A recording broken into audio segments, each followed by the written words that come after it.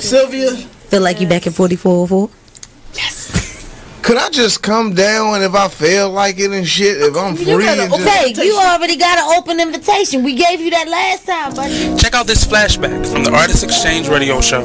That's the biggest thing, is just empowerment. Just get off of the begging line. Just be proud and just get our pride and our dignity back, because as a child, we're taught how to go and beg for a job. Our parents, they literally taught us how to make sure you pull your pants up. Me, I'm 6'7", so I'm a bigger man. I was always taught how to not be threatening or intimidate people when I go into different interviews or in different scenarios. And so we're literally taught how to condition ourselves, condition our speech, everything, in order to go and beg these people for a job, because we know when we walk in the door, I have to tear down 10 stereotypes before I get past hello. So we need to eliminate that. You know, and we need to eliminate that, and the way that we do that is employing ourselves and employing our brothers and sisters.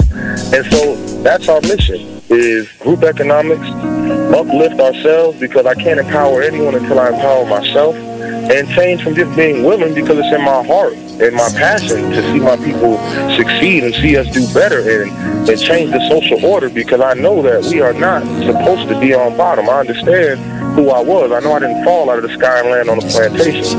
So when you have knowledge of self and you know who you are and what you come from, it's frustrating more than anything to see us in this position. Tune into the Artist Exchange every Friday 7 p.m. to 9 p.m. every Saturday 12 p.m. to 2 p.m. live on BigSpokesRadio.com. Whoa.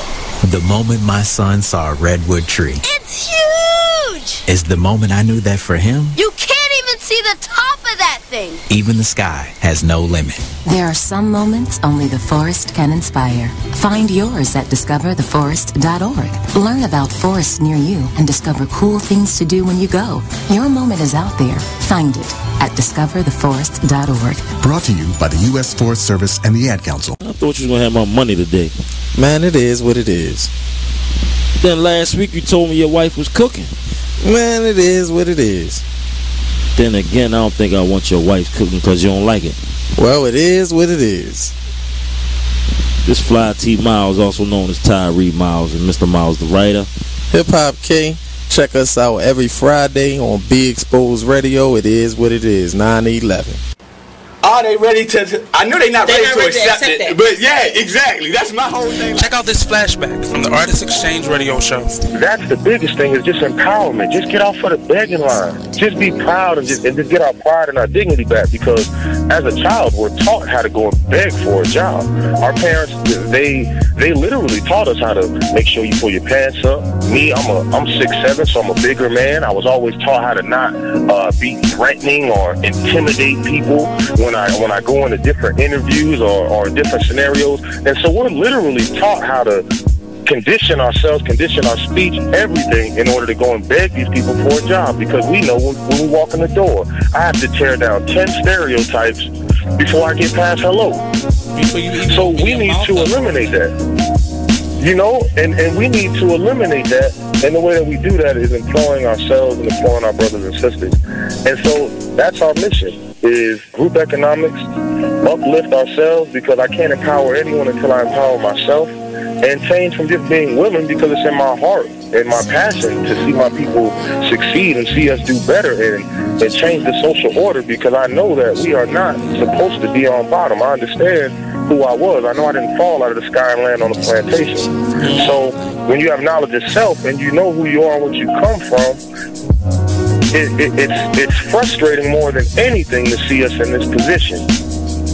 Tune into the Artist Exchange every Friday 7 p.m. to 9 p.m. every Saturday 12 p.m. to 2 p.m. live on BigSpokesRadio.com.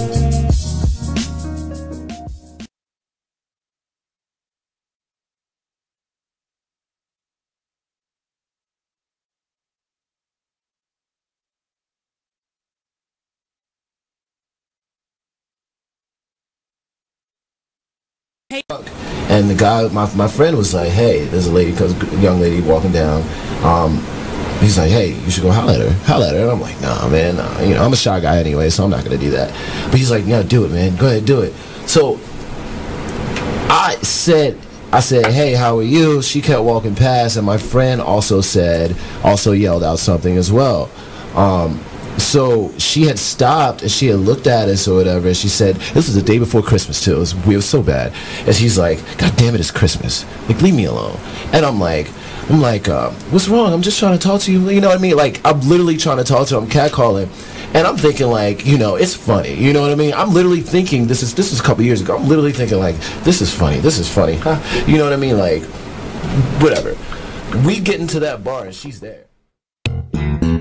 Artists Exchange. The Artists Exchange. The Artists Exchange. The Artists Exchange. The Artists Exchange. The Artists Exchange Live. The Artists Exchange. The Artists Exchange. The Artists Exchange. Starts now.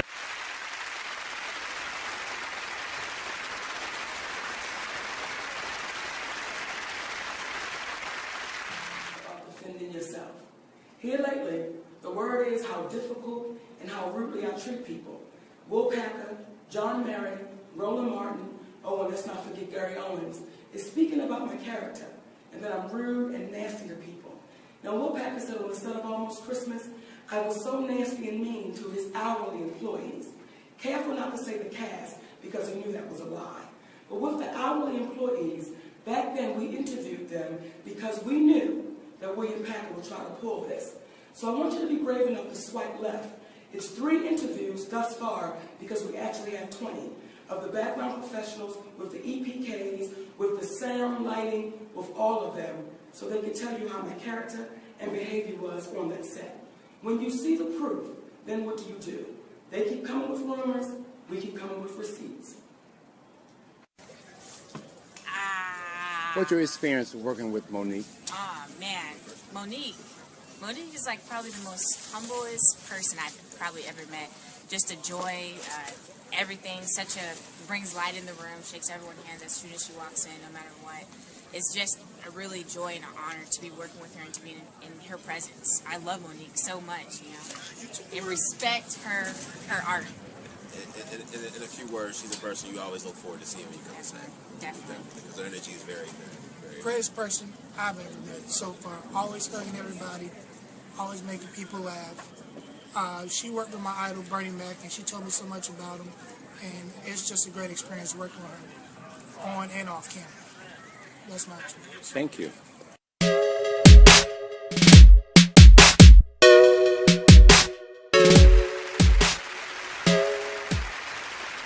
Hey, what's up? And welcome back to the Artist Exchange Radio Show here live on BigSportsRadio.com. Do me a favor, take the wrap off.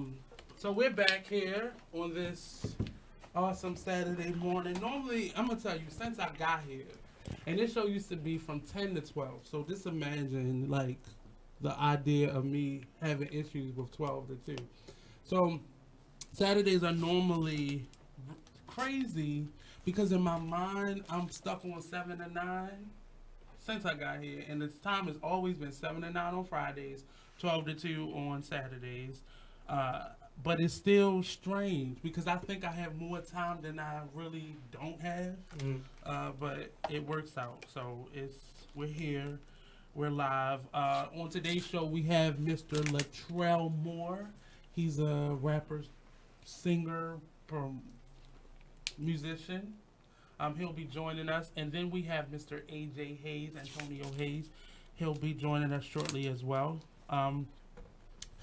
I played the clip from Monique, her latest video. I'm going hard. Like, until she says, okay, family, we good, I'm going to share it. And probably beyond that. Only because I hate when you are in a space, and I never use that word. I've never said I hate somebody. Well, I'm not going to say never, but I don't like using the word hate. Strongly dislike? No, I hate. Okay, dang. When people are angry because you catch them in their foolishness, or you're upset because you're being treated disrespectfully and you're supposed to just take it. They already think you a chump for allowing this to happen. But then on top of it, when you complain or when you give them feedback or pushback to their wrongdoing. You're supposed to just shut up. And in this situation, it's not even the people that are directly responsible for making her feel that way that are the problem. It's the people who are on the sidelines that are telling her to shut up. You know, people like, and I don't know his name, Chris Rock's brother, or other comedians. What's her name? Not Wanda Sykes. Wanda Sykes actually supported her. But the young lady that's on the talk, the comedian Cheryl Underwood, telling her to just make amends. Like, no, you don't make amends for people who treat you like shit. Like, you just don't do that. You know, and I get really upset and angry when we're in a position where we have to speak up for ourselves and stand up for ourselves, or these things will continue to happen. Right. The reason the NFL will continue to make the rules and regulations that they do is because we still watch it. The reason that a Justin Timberlake feels though he can get up there and we're obligated to be entertained by him, because we keep watching him. The reason Netflix will continue to give people, well, women and people of color, messy deals is because we will continue to watch them, and they know it. So we can't even blame the man or the system for keeping us where we are. We have to look at ourselves as a community of people of color, right, when we are pointing that finger, because we allow it to happen. You know, H&M and all those things, it will continue to happen until we say, you know what, I don't want to do it. Now, I do agree with a lot of critics that say, well, you know, H&M prices and the quality of their clothes is unmatched by anything that we can produce. Well, I think now we need to start making those things. And I'm totally not the person like, we only need to buy from black people, because I think it's a free market. Like, buy what you like. But at the same time, when that thing that you like is causing grief to an entire race of people, that's a problem. So I will always stand with Monique, not just because she's from Baltimore or I think she's funny. I think she laughed too hard at herself before we even get the joke. That's my critique. But, you know, that's neither here nor there. I'm going to still support her in all her efforts, because I've rolled with her since she first came out, and she was, you know, just doing the circuit, and she was just a stand-up comedian, and I'm going to applaud her every time she gets an accolade and every time she stands up. Because if you hear her, she's standing up for somebody like myself, you know, who want to be an actor, who wants to be in entertainment. She's not just doing this for her own selfish needs, but at the same time, you can't tell her what her worth is because you've never seen $500,000 at one time before. You can't tell her that she's not worth that, because you told other celebrities that they're worth that. But what's so bad about her? If you don't enjoy her, why give her name? I've seen all these people who disagree with her, that hate her, that want her to shut up and go away. I've seen them all continue to make stories off of her and get ratings off of her. So I just don't get it. So I'm going to continue to do that. The clip that I did play was more so, it was a few of the people who worked with her on the set of Mr. Parker, not Will Packer's movie. What was the Christmas movie she just did? Something Christmas. The one with E.C. Young Fly? Yeah. So his claim was she was very difficult and disrespectful to the hourly employees. They were hourly employees. She has over, I think she said 50 interviews with various people on the cast, because she made this video after she was called difficult, after she was called. So she took it upon herself, her and her husband, to like film them saying things. Like, these people not going to say she was difficult and then get on camera and say one thing. For me, I'm like, well, you don't want me to say it, because I'm going to be honest. All of them said she was humble, she was nice, she was respectful, she greeted them, and she made a point. They never said any of the stars of the movie had a problem with her. They said the hourly employees. And that, you know, when you're trying to mess up somebody's name, especially somebody like William Packer, like, why? Like, your friendship is that tight with these other individuals that you will join the bandwagon and put your own integrity on the line just, you know, just to dig into somebody who you feel is outing you. She never even said anything about you. And then there's another gentleman. He's a blogger as well. He's joined the bandwagon and had these supposed emails and supposed things from William Packer and a couple other people on that level who were saying things about her. And he's just a pawn in that game, so he feel like he's in the in crowd because they've personally probably given him this information to pass on. And now you look stupid because then she came out with receipts of this is what was said, this is what was given to me, this is what they offered me from Netflix. And you know, it's just, I find it crazy. I find it misleading, and I just don't like when you purposely try to muddy somebody's name for sport, you know, or just, you know, they're no different than the Omarosas of the world or the Donald Trumps of the world. Like, you're doing this for sport. You're not even making anything from this. So that's my 2 cents, my rant for Saturday morning. So you got a busy weekend. What were you up to this weekend? Had a photo shoot. Today I'm shooting a music video for an artist called named Rico Will, and then after that we have to go to DC because it's actually a performance out there that's going on. Also, I have another photo shoot with a lovely singer named Rochelle, and she's talented. Yeah, but she's never been on the show. Oh no, I'm going to invite her to the show. I'm going to talk to her tomorrow, actually, about it. We're meeting tomorrow at 12. You see that? To the side of like, I really am though. But besides that, pretty much I've just been working on a lot of stuff as far as getting my reel together and resumes, and also working on some new projects, just trying to get some new film work out there, and I'm trying to get some movie deals. And I'm actually not looking for like little stuff. I'm actually looking into like industries like. What is little stuff? Like little stuff to me. There's a mic right there. All right, what I mean by like little stuff. Yeah. Like something not like extra roles, you know.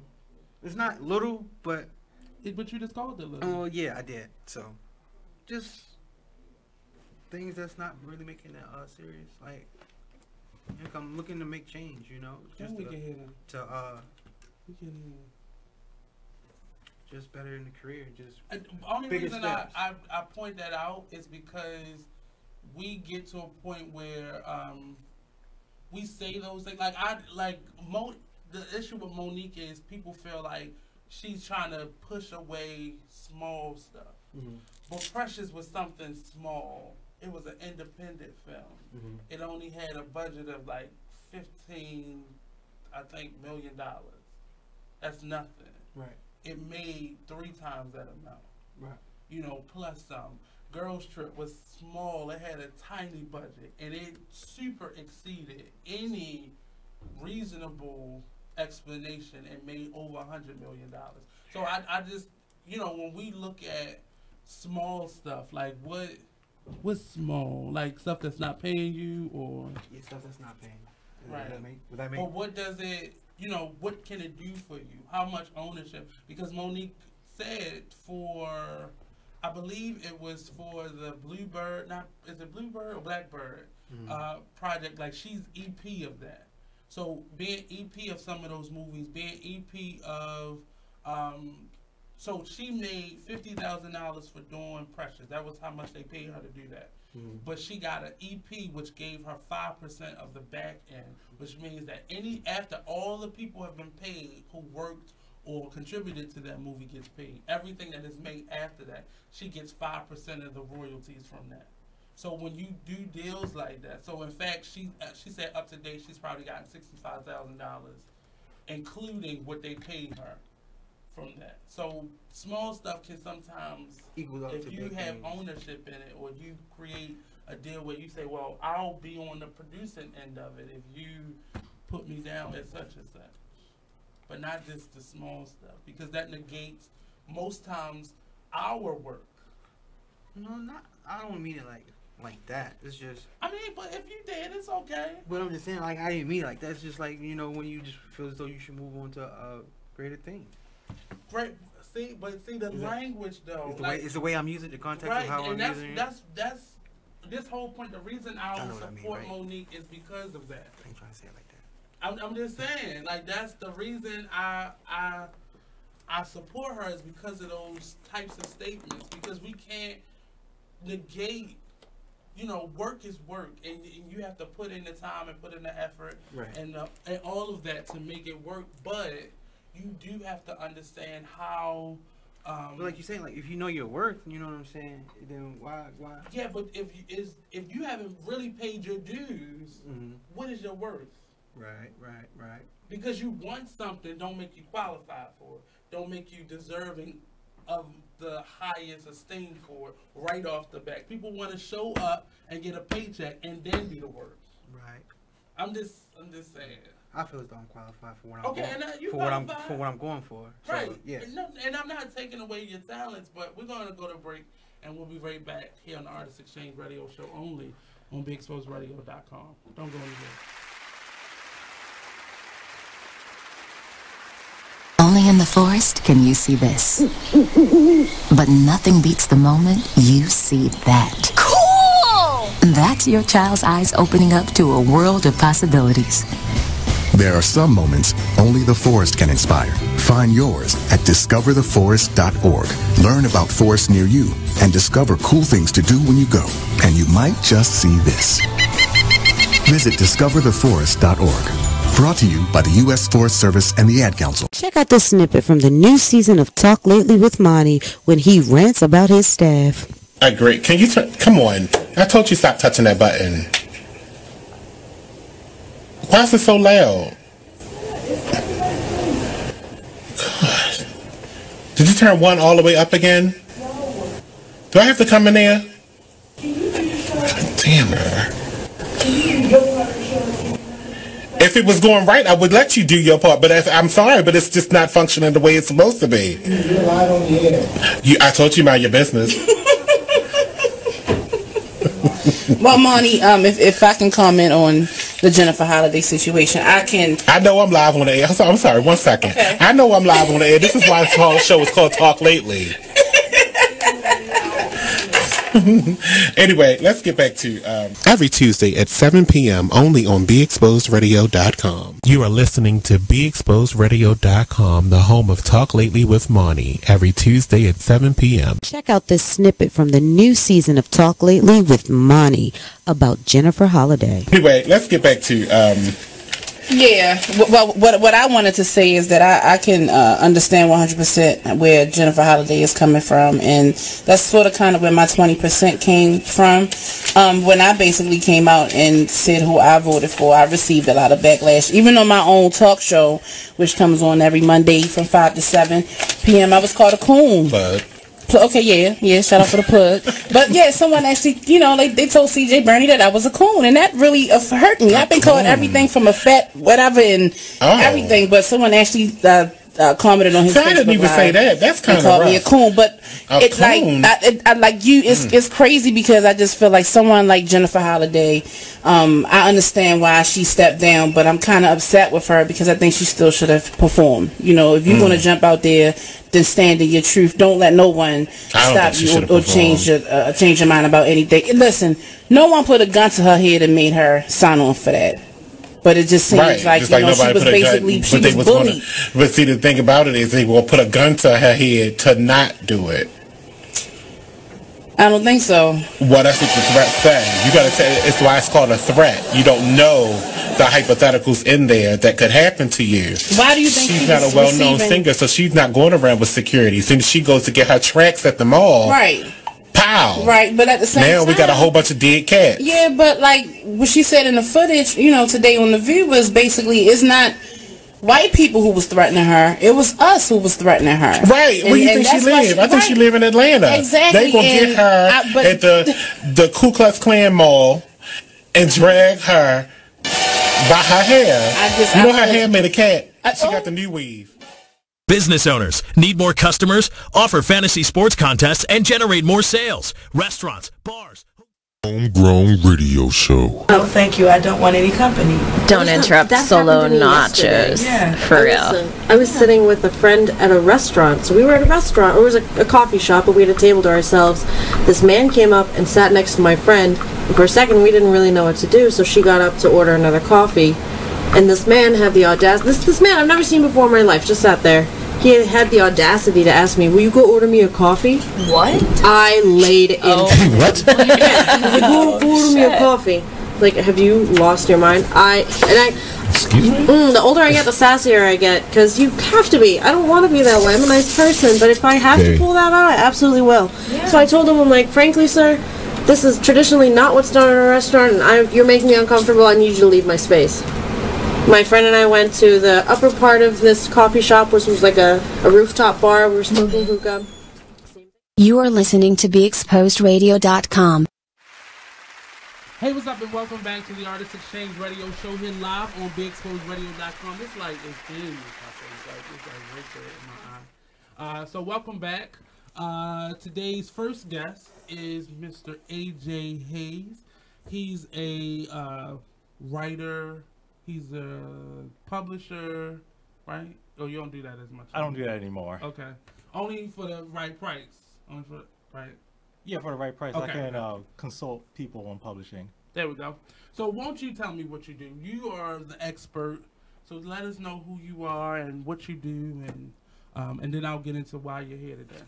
Well, like you said, I'm a writer and poet in Baltimore, and I make zines, which are handcrafted short booklets of poetry, fiction, sometimes art, and photography, and that's what I do. I write a lot, and I also create ebooks. Okay, so I met AJ at the Poets for Dinner thing that happens the open mic that happens once a month. And just in passing, I've seen a lot of his postings and heard some great things from a few mutual artist friends. So I wanted to bring you on because what we started here this year is our Maker series. So whatever you make, even if it's not necessarily artistic, if you cook or if you sew or whatever that may be, I'm going to bring you on and demonstrate what it is that you do, because I want to learn some things that I don't know this year in 2018. So I've never made a zine or mini zine before, so I wanted to learn how to do that. So that's a part of the Maker series that we will be doing here the second Saturday of every month, and AJ is just the first person. So without further ado, let's just, I guess, get started. I'm excited. I'm happy and excited to be here, and also the first one. That's pretty awesome. So for everybody listening, to make a mini zine is really simple. You don't really need a whole lot of materials. All you need is a sheet of 8x5 by 11 paper. That's multi-purpose paper, computer paper, a pair of scissors, markers, colored pencils, anything to draw or write with. You can also use collage it, do it as a collage. So that's glue and old magazines you can cut up and stuff. So what we're gonna do is I have everyone have a sheet of paper. You want to get your 8x5, 8.5 by 11 sheet of paper. Hold it landscape. So that's a long one. That's a long way. Yes, that's a long way. Like some people call it hot dog style. Like this, y'all. Okay. And what we're going to do is we're going to do our first fold, which is fold completely in half. Long ways. I've never been an arts and crafts person. You know, I used to be a little scholar in arts and crafts, you know. I got an overachiever in the room. Yeah. So fold it in half. Yes. Widthwise. But the good thing about this, like anyone can do it, is also that in the zine community, people. He is all down intelligence style for the school. So. Yeah. No, I'm saying because when you first come in, you may feel like you're not good at doing art or not craft, arts and craftsy. But in the zine community, they kind of really like it to be handmade, so they kind of really don't care that much. I remember one time when I first did my zines, I folded incorrectly, and it was like a big overbite on the page. And the person, I was at a zine fest, and the person was like, "Oh man, I love this. Give me the funkiest one you got." And he took the funkiest one I had. Wow. I would have been like, no, I don't want that. Me too. I'm a little meticulous. But you know, hey, I'm glad it worked out for you. So now that we have our fold, we want to open it up. All right. And you're going to notice you have like a crease in the middle. So we're still going to be folding long ways. So you want to take each half, your right half, and fold it into the center where your crease is. So is this an origami style, or is this similar to that? I was never good at that. My bird never functioned. Not that many folds. As an origami, it's not that complicated because yeah, origami is tough for me as well. It's like a pamphlet. Right. Yeah, it's more like a pamphlet, exactly. Gotcha. And now once you did that, you're going to do it with the other side. Just fold it into the middle.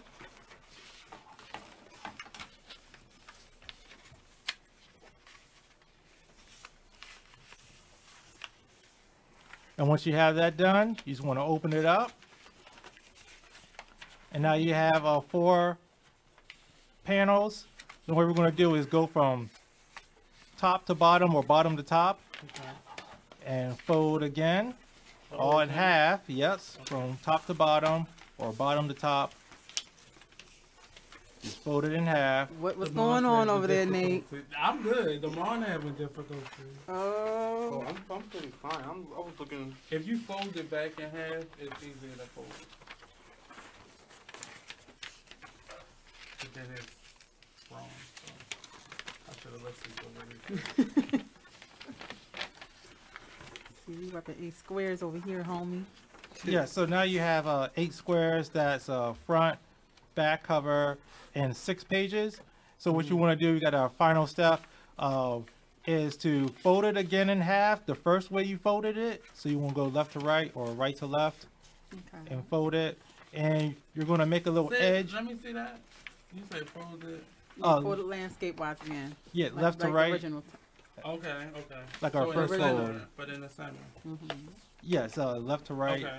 He said, yeah, like the fuck I said. Like our first fold. And you're going to notice you have an edge on one side and an open side, but an edge. And then you have a line going up into a center. What you want to do is you want to take your scissors. So before we get to that point, so we folded it and all that jazz. And when we come back, we're going to actually start the cuts and then go to the next step. So we'll be right back here on the Artist Exchange Radio Show, only on BigExposedRadio.com. The Maker Series. Oh, yeah.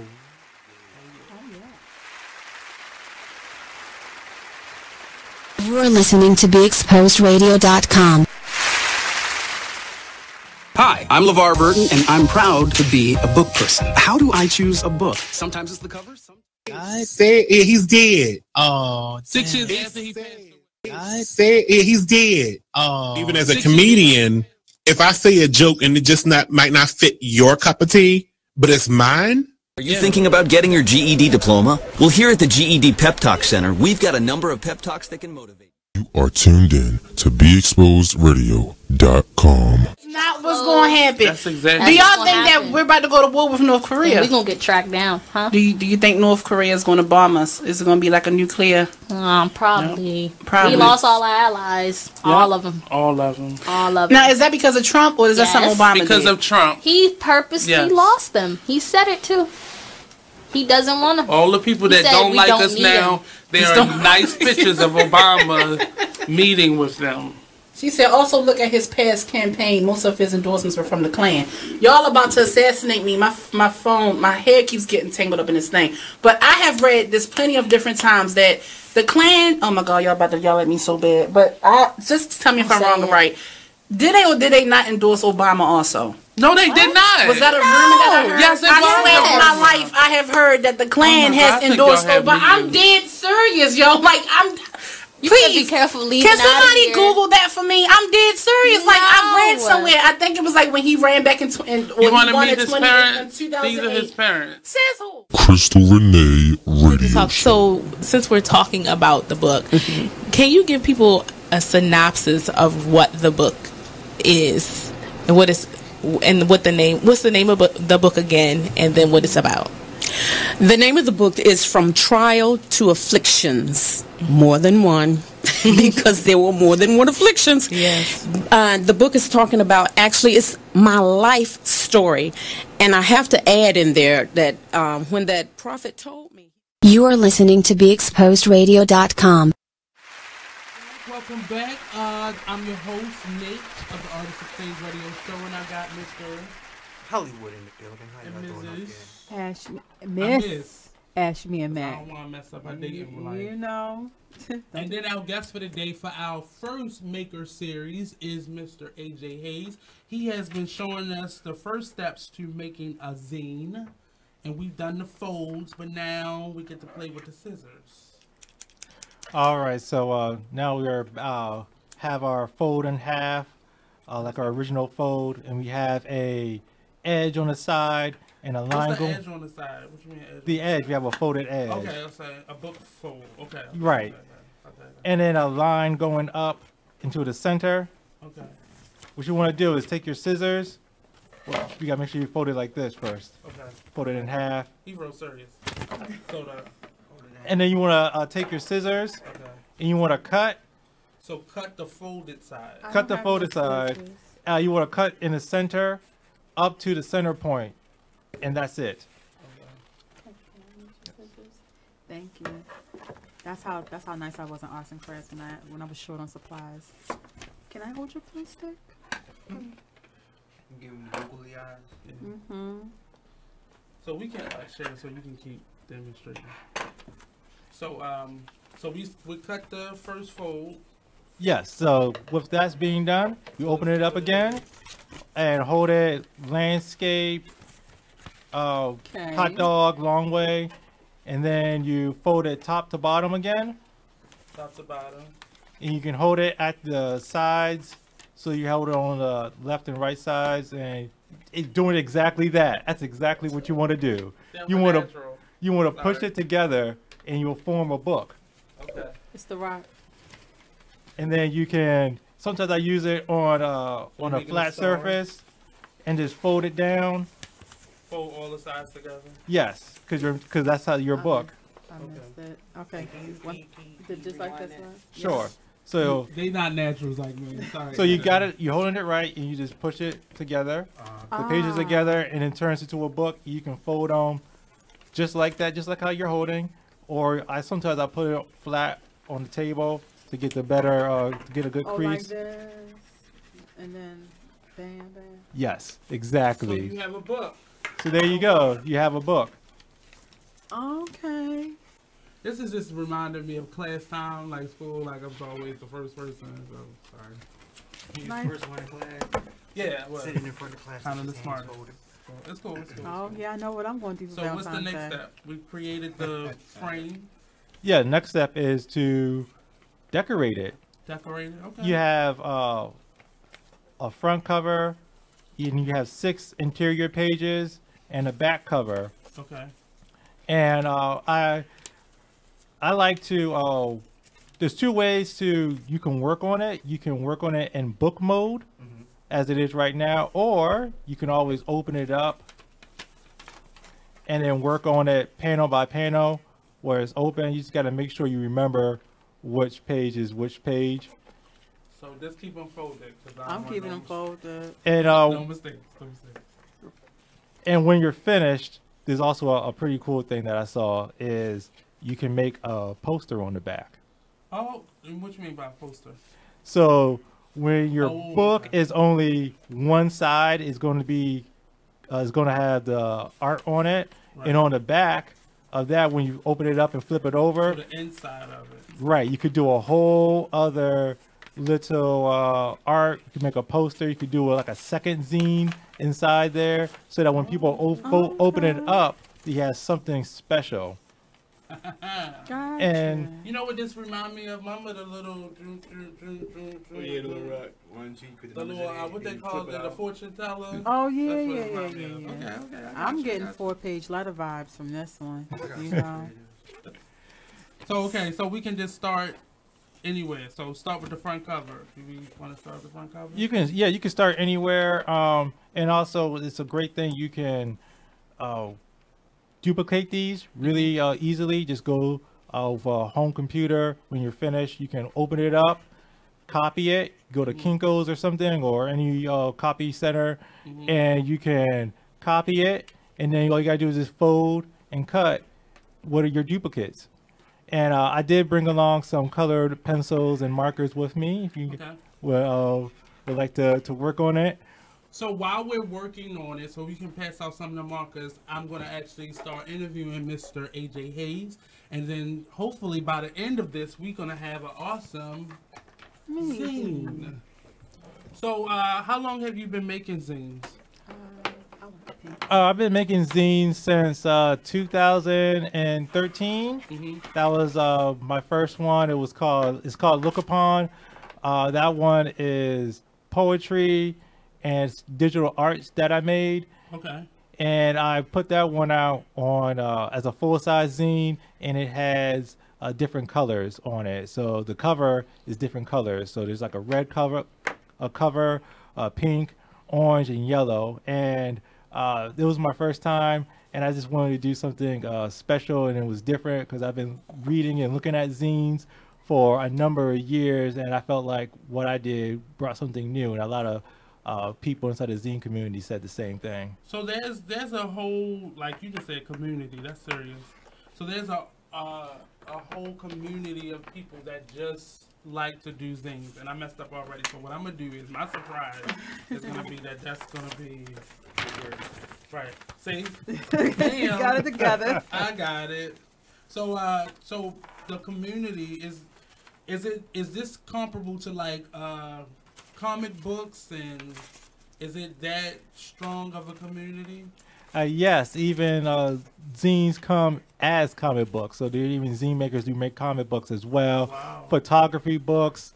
There's so much you can do with zines, and there are like a lot of great resources and places that make zines, and they come in a whole different type of way. This is a mini zine that you make from scratch with by hand, but you can also do zines using computers or get them published as it's more like a magazine type booklet. So those are also zines, and a lot of people are doing it, and it's pretty spectacular. Cool. So what is in your zines? What do you put in your zines? I put poetry, I put art, I put photography, I put fiction stories as well. I just put myself into it, and a lot of my work centers around identity, and also just stories of our lives and ourselves, and like everyday stories. In terms of identity, what do you mean? Identity of who you are, the aspects that make you, some of the beautiful aspects, and some of the ones that you may not enjoy as much. Right. My latest zine is called King of Soil, and a lot of that zine has poetry about healing from a lot of it is like toxic masculinity and getting rid of that. Cool. And also dealing with like depression as well, and realizing that you are still beautiful. You can't let your sadness or your depression be your sole identity, because you are other things than that. So how has this been therapeutic for you? Where does your therapy come in at? It comes from creating. I like to work with my hands a lot. Okay. So the actual folding and the cutting part is therapeutic for me, and the drawing part is therapeutic because I get to express myself, express some of the things that I may not be able to say in conversation, but I can write it in a poem, or I can draw it, or I can take a photograph and I can get my message across that way. Did you realize that in doing this, or was that your reason for learning to do this? That was my reason to learn to do it. And as I've done it more, I experienced new ways of expressing myself. I've been writing and publishing books since 2004, right. And they were paperbacks and they were ebooks, and for me, they felt less hands-on. So I was like, what can I do that's hands-on? Me just knowing different writers and different artists and people inside the city, they said, hey, we make zines. And I went to a zine festival and I saw them making their zines, and I was like, man, I want to do this too. And so for a full-size zine, I taught myself how to make one, and I usually use a computer for that because my handwriting is pretty horrible. I'm learning that. I'm not a pen writer. I'm a pencil writer, and I'm learning that in making this zine. But I'm just letting it happen. I'm flourishing with the markers. I'm letting you know that right now. Y'all going to be. So in terms of, because this then becomes a part of art. So you're coming from more of a literary performance because you perform your poetry as well. So in terms of this being something outside of that where you got to get your hands dirty, how easy was that for you? It was very easy for me to get my hands dirty. I enjoy working with my hands. It is something that I had stopped doing for a long period of time. Like my favorite class in middle school was home ec because I like making the pillows and the plush toys. Wow. So, and I like sewing, and I just got away from that. And when I saw this, and I was like, man, I can actually go back to doing something with my hand again, and I don't have to be scared or ashamed. And just the welcoming of the zine community was very good because, like I said, they like your funkiest zines you can make. They don't care if it's a little off center because they know that it's handmade, and right. They expect some minor human imperfections, and that's something that I didn't really see so much from the other publishing authors where they do make paperbacks and hardcovers. There's a little more perfectionism with that, and I don't know. And a lot of times it's cool and all, but a lot of times it kind of rubbed me the wrong way with a lot of people because they missed the point of zines. Right, yeah. For me, I think I was always a zine writer even when I was doing paperbacks because I was always more so about was said in the presentation and experimenting with the presentation, which a lot of people, when they buy paperbacks, aren't necessarily interested in, with more experimentation on how the page looks or the font or the structure is more supposed to be more standardized. Okay. So going back to your literary side of yourself, has it been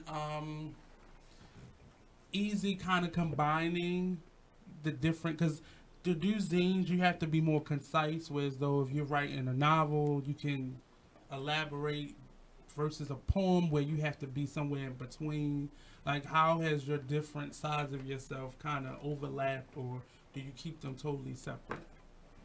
I keep my poetry and my fiction separate by two different names. I go by A.J. Hayes for poetry and A. Jarrell Hayes when I write fiction. And I did a lot of my novels in my earlier years when I first started writing, and those are like 100,000 word fantasy epics. Oh, wow. And yeah, I think I kind of wrote myself out of those because I drifted. And I've seen myself naturally become shorter writer, working more on flash fiction and poems. And when you say that, you mean you're not doing these elaborate word counts, but it's more concise. Yes, I still have like a couple of novels in progress that are still in progress for a reason.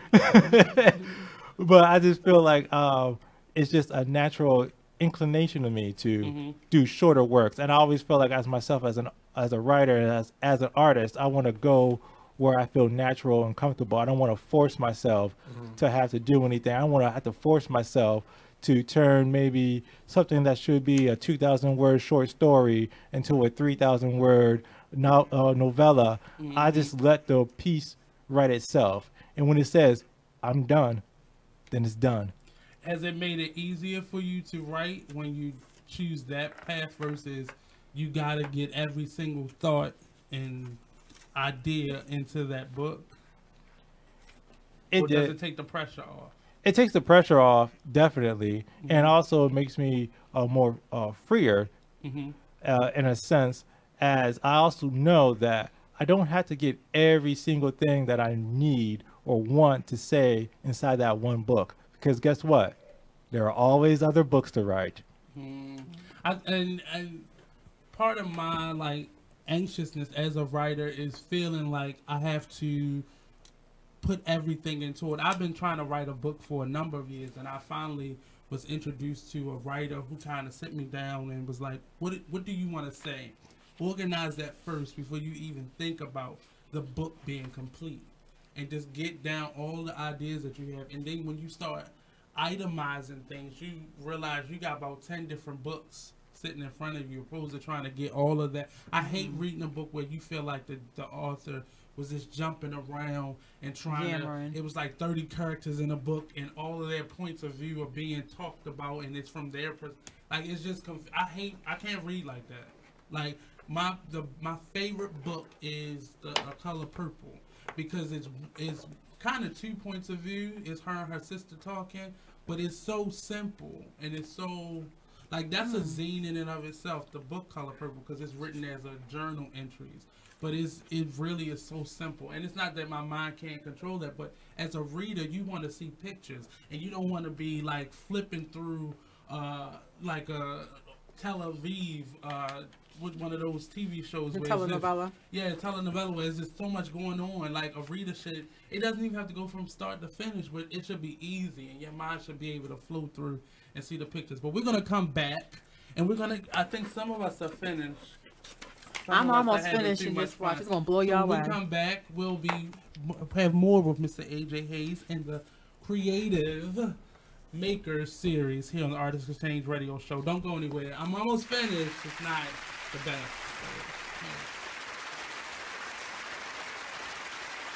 You are listening to BeExposedRadio.com, the home of Talk Lately with Monty, every Tuesday at 7 p.m. 50s, late 40s, early 50s. It is with great pleasure that I welcome you. I gotta find it. Check out this snippet from the new season of Talk Lately with Monty. Coach is gonna have my money today. Man, it is what it is. Then last week you told me your wife was cooking. Man, it is what it is. Then again, I don't think I want your wife cooking because you don't like it. Well, it is what it is. This Fly T Miles, also known as Tyree Miles, and Mr. Miles the writer. Hip Hop K.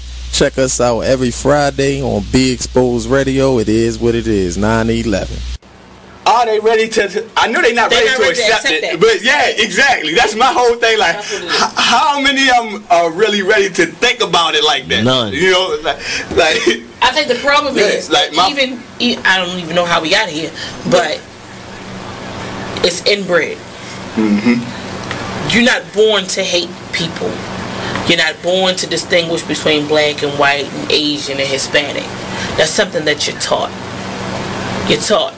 Point blank, period. My daughter came home and told me that her white teacher was black. Maybe it's because it's how she treated her. She don't see any color. But when it comes to all her friends, all her friends are mixed. All of her friends have a white parent, black, African, Hispanic, other parent. So children don't see color. You breed your children. Not breed. Right. You raise your children to see that. Yeah, most definitely. They don't see racism. Well, I guess I met a little girl who had a black doll, and she said because the black dolls are prettier than the white dolls. But then I I've taken a black doll and a white doll and put it in front of two kids. And it's a study that they've done before. You put it in front of two kids, and you put it in front of a kid, and you ask them, which one is the nice one? Man, it is what it is. Man, it is what it is. Well, it is what it is. This Fly T Miles, also known as Tyree Miles, and Mr. Miles the writer. Hip Hop K. Check us out every Friday on Be Exposed Radio at 9/11. You are listening to BeExposedRadio.com. Welcome back. This is Nate, your host, and we have our co-host HullyWood in the building. How y'all doing out there? I told you about leaving Friday and Friday. Like, all right, what's up, y'all? It's Saturday, you know what I'm saying? Nice and gloomy outside. How y'all doing?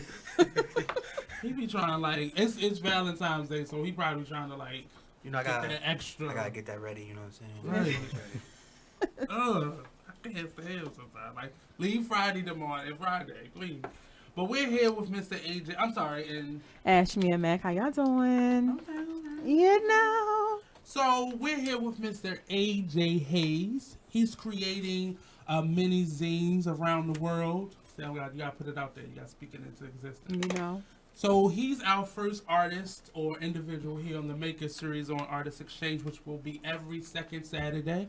And he just so happened to be the first. So he showed us how to first fold the standard zine, because I'm quite sure there are other ways that people do it. But this is the standard zine. And I finished, because I'm an overachiever like that. But during the break, we were finishing off, and I'll ask him now in terms of your classes. So you do classes, and you teach people this, and you create mini zines for other people, of course. But tell us more about being a teacher. Did you ever think that that would come to be, or was that something you sought out to do? I did not set out to teach workshops on mini zines to begin with. It was kind of funny how I got into it. It was the Do-It-Yourself Festival, the Baltimore Do-It-Yourself Festival, which is in September. Did this last year, and there was an opportunity to say that, hey, we need people to do workshops. And I was like, all right, I'll just show them how to do this mini zine thing. It's really, it really doesn't take that long. Right. And I like to do it like this. I just showed you how to fold and then let you go at it with how to decorate it. I don't like to be too micromanaging as a workshop person. So I thought that was fun. Come to the festival, and there's really no time for me to do my workshop. So what we did was, I had a table there selling my zines, and I had a mini zine making station there. Wow. So you made it work. You made it work. Exactly. So I made it work. So I was selling zines one time, and then another time I was telling people how to make zines, and it was amazing because children came up, little kids too, like 6, 7. Of course, I'm nervous because I'm kind of nervous around kids. Why? I think this too much. I always feel like I'm going to say the wrong thing too, though. I don't want to I got over that years ago. And they came in and they loved it. They had so much fun with their parents. It was also great to see like them when their parents and guardians do an arts and crafts program together and spend that quality time and create something their own, and also know a new skill that they can create this on their own again anytime they want. And also there were adults that came in and sat down. I had magazines for collages, and they sat down and they stayed there for like 2 hours. Wow. Working on their zine. And I figured, I felt kind of bad. I was like, oh man, you didn't charge them? well, I was taking donations, but I also felt kind of bad that they were, not seeing the other tables, but because they spent the whole festival with me, making a zine. But also I thought it was kind of cool that people just love it. And a lot of times, a lot of people didn't know what it was, but when they found out what it was, they end up loving it. Well, being I've taught arts and crafts, both performance and visual art in schools, and at festivals and stuff, and people like to do stuff that is simple, that it's a part of them, and it's not too many directions, and it's easy and it's simple, and they have a product at the end. It's something that they can showcase or show, and people like that. And I think that for this right here, it really taps into like you're in a creativity. Like I'm not, you know, I'm not an artist in terms of like I can give you this awesome image unless I sit down and I go through like 20 pieces of this paper. I can do that, but this is something that can really any level, you know, all in one. Sometimes you got to separate the levels in the class, but this is something that everybody can do collectively, and it show the same end product. Do you enjoy it more now? A couple more, because that's like not even a year later, but are you enjoying doing it more now?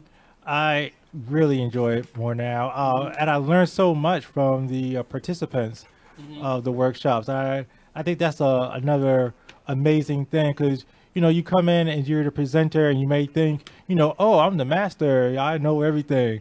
But I don't come in seeing that, and I learn so much from the people that work with me. I love seeing what they create, and I love seeing the smiles on their face, and also the intense look on their face. People get serious about this, especially when cutting for a collage and going through magazines. Like me. Because a lot of people that you probably see aren't like actively in their creative space. So when you get that opportunity, like it allows them to be, you know, back in Comac or art class again. Right, and also I love this product and this process because it doesn't take a lot of materials, and it doesn't take a lot of time to fold and cut, and all this stuff you probably already have in your house. You probably already have paper in your house. You have like a pencil or a pen or markers or color pencils or crayons or whatever. And you have scissors. We all have this. We don't have to go out and purchase materials. You purchase like materials, right? So it's definitely because I love going to Artscape with my little nieces, and normally, you know, I'm only gonna say their name was Target. They normally do like a children's section, and these are the type of things that they do, and I see people able to do it, and it's not too complicated that you got to sit down and explain step by step. But you know, the hardest thing was just putting the pamphlet together, like creating the cut and all that. That was the hardest part, but I can see people really enjoy doing it. In terms of everything else you do creatively, where does this rank for you? This ranks kind of close to the top, definitely top 3. And it's something that I like to do, and something that I share with people who request me. So you could always contact me on my website to schedule a workshop, a mini zine making workshop. What's that website? www.ajhayes.com. Okay. And also I am going to be teaching, so schedule to present some workshops for the Stronger Than My Struggles writing workshop series. That's every Tuesdays. I'm going to be doing the 5th Tuesdays of each month. Okay. 6 o'clock p.m. at the Impact Hub on North Avenue. Between St. Paul and Charles Street. So we have one more segment with Mr. A.J. Hayes, and these two over here will show you what they got when we come back to the Artist Exchange Radio Show, only on BeExposedRadio.com. I'm crazy. The Maker Series edition. Okay. So we'll be right back. Don't go anywhere. You know, when you look at the way other groups do with their children, like black people, our main concern seems to always be making sure they play football. And I like football like the next person, but the reality is, statistically, your child has a better chance of being an astronaut than becoming an NFL football player. So I don't understand the emphasis where we all just always so pumped up on football. Like when my son was a kid, every time somebody would say, "Do you have kids?" And I said, "Yeah, I got a son." The first thing out their mouth, men, women, whoever, would be, "Does he play football?" You know, and I'm like, yeah, but you know, like, is that the end of all means? Right. You understand me? Right. He plays football, and it saddens me because nobody's getting results out of that. Do you get what I'm saying? Like, okay, your child hot, he played football, he good in rec league and high school, and then he plays in college. He don't go to the NFL. That's few and far and in between. Then what happens? Right. Well, I'll tell you what happens. He's 30 years old with arthritis in his neck in his ankles and everything from going head up, cracking heads. You understand what I mean? For 11 years, and he ain't but 32 years old, and now he's jacked up. You are listening to BeExposedRadio.com, the home of Talk Lately with Monty, every Tuesday at 7 p.m. Join the Just a Bit Outside crew every Monday, 8 to 10 p.m. on BeExposedRadio.com. You want to start off? I think I'll get it out of the way on a who's not. Okay, do it. The Orioles. Right. They got swept by the Royals. They lost 4 in a row, and the last 5 games have all been decided by 1 run. The game before, or the last game that they lost before the Royals was the Nationals, and as Weeders, of course, won. You are listening to BeExposedRadio.com. Welcome back to the Artist Exchange Radio Show here live on BeExposedRadio.com. This is the Maker Series. Every second Saturday, we're going to bring in an individual artist, community leader, so on and so forth, to demonstrate with us what they do, so we can learn a new task, and we want complicated stuff. So if you got a complicated, I don't want nothing that's going to make me sweat. I hate sweating and with clothes on, like that's nice. Oh, gosh, please. But show us what you do. We have the space. We don't have to be here inside the studio. We have a nice lobby that you can stretch out. You know, maybe an exercise class here and there. Eric knows how to do a couple like martial arts. Maybe he'll show us some. Okay. Some That's what's arts. up, Eric. We in Is the that same cool, boat. Eric? That's cool. He don't want people to see that he's really dangerous. So. Yeah, I don't know if I'm ready. I got my Levi's on today. Right, that's not today. Not today, baby. Today. Wait till they get cool. The air conditioner comes on. You know. So our first Maker Series artist is Mr. AJ Hayes. He's helped us to create these mini zines, and I did not like for me, mine was just about the Artist Exchange because that's all my life is about, the Artist Exchange, and I just created this little sayings. For me, I always say something to myself in the mirror. I actually have a conversation, but that's not your business. Don't judge my life. You know I'm gonna ask later, so I don't talk to myself. I just talk. Talk to yourself mean I respond, and I don't do that because that's insanity. But That's if you not do insanity. that, hey, No, that's your gut, you know, speaking back to you, Right. out loud. Right. If you talk to yourself and you don't respond, that's disrespectful. You know what I'm saying? Are you ignoring me? Right. You look at the mirror. Really? I know you hear me. All I said was I say something to myself in the mirror. That's it. That's all. They took it to another level.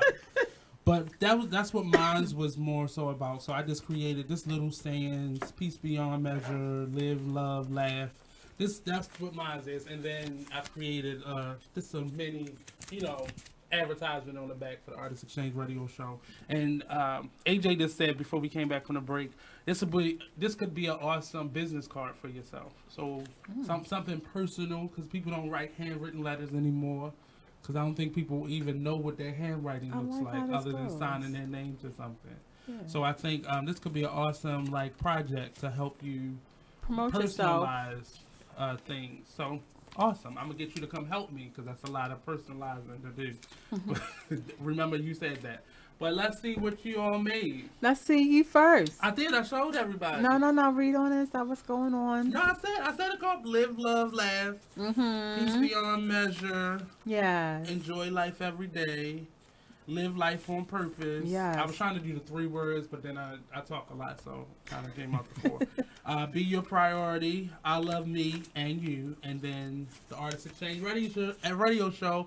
Fridays at 7, Saturdays at 12. Yes, BigSportsRadio.com. All right. Go ahead, Damonn. I did the picture in front of it. Y'all can't see it. It's just You was that boy that used to draw the Bart Simpson, wasn't you? I was more into Dragon Ball Z for real. Oh, really? You was He tried to animated and act a everything little kind younger of than what he is. Yeah, but then I said, inside I said, don't let You someone... relived your childhood just now. It's Yeah, all right. cool. I did too just I had to now. go back for a second, I said, don't let someone's opinion become who you are. Change today so tomorrow can be better. Okay. Become a better reflection of yourself. Okay. Nice. Serious about life. There's greatness in you. Always be ready. Yeah. Love what you create and create what you love. Nice. Nice. Pound it. Feel me? Right. Well, I thought I'd stick with the... with the holiday, you know, with the festivities and everything. Valentine's Day is coming up. So I titled my zine A 4-Page Letter by Ashmiá Mac. Yes, I need some snaps to go along with this. Roses are red, violets are blue. If you smash the homies, I can't date you. Coins are gray, money is green. So why don't you pull out both and buy my mini zine? Okay. Okay. I didn't know where that was about to go, but it's cool. It's cool. The current president is orange. The former president is black. Right. Don't be like Mr. Cheeto. You're a king. You know how to act. Wow. The words and zines of Miss Ashmiá is not representational of. Go ahead. Don't do me like that. We rep black while our skins remain brown. Let's continue to lift each other up and hold each other down. Okay. When we approach each other, let's let down our guard. Speak life and light into each other, because life is already hard. Okay. All right. She deep or whatever. You know she ready. That was very good. I like how you guys took the project. You put your own little spin onto it, very personalized. Yeah, we appreciate you. See, we were putting us on. We're quick learners here. Learners. Now, I want to preface this by saying that this gentleman seems very unassuming. He does. But I've seen him get up at Poets for Dinner and be very adult in his delivery of his and content of his poetry. Could you give us? You can do anything. It's Saturday. You can give us something. I can. Put you on the spot. I could do any poem. Any poem. You sure? Because I'm thinking about the one you mentioned with the very adult contact. I'm thinking about doing that one. Okay, do what you do. I'm telling you, he seems very unassuming, but he's about to. Okay. Hold on to your chair, ma'am. And this one is I guess goes with the holidays coming up. Valentine's Day, so happy Valentine's Day to everybody. Watch out. This one doesn't have a title. It goes. I'm not trying to be neat. Make my face your seat. No wrong time or place to sit down on my face. I won't run or hide. Give my face a ride. Happy Valentine's Day. World star. Like, okay. He's very unassuming. Now, there's more to that. But he just gave you the nice midday version of it, right? Nice mid. Oh Lord, that was the midday version. I can only imagine what happened. Right, it's longer than what about the evening?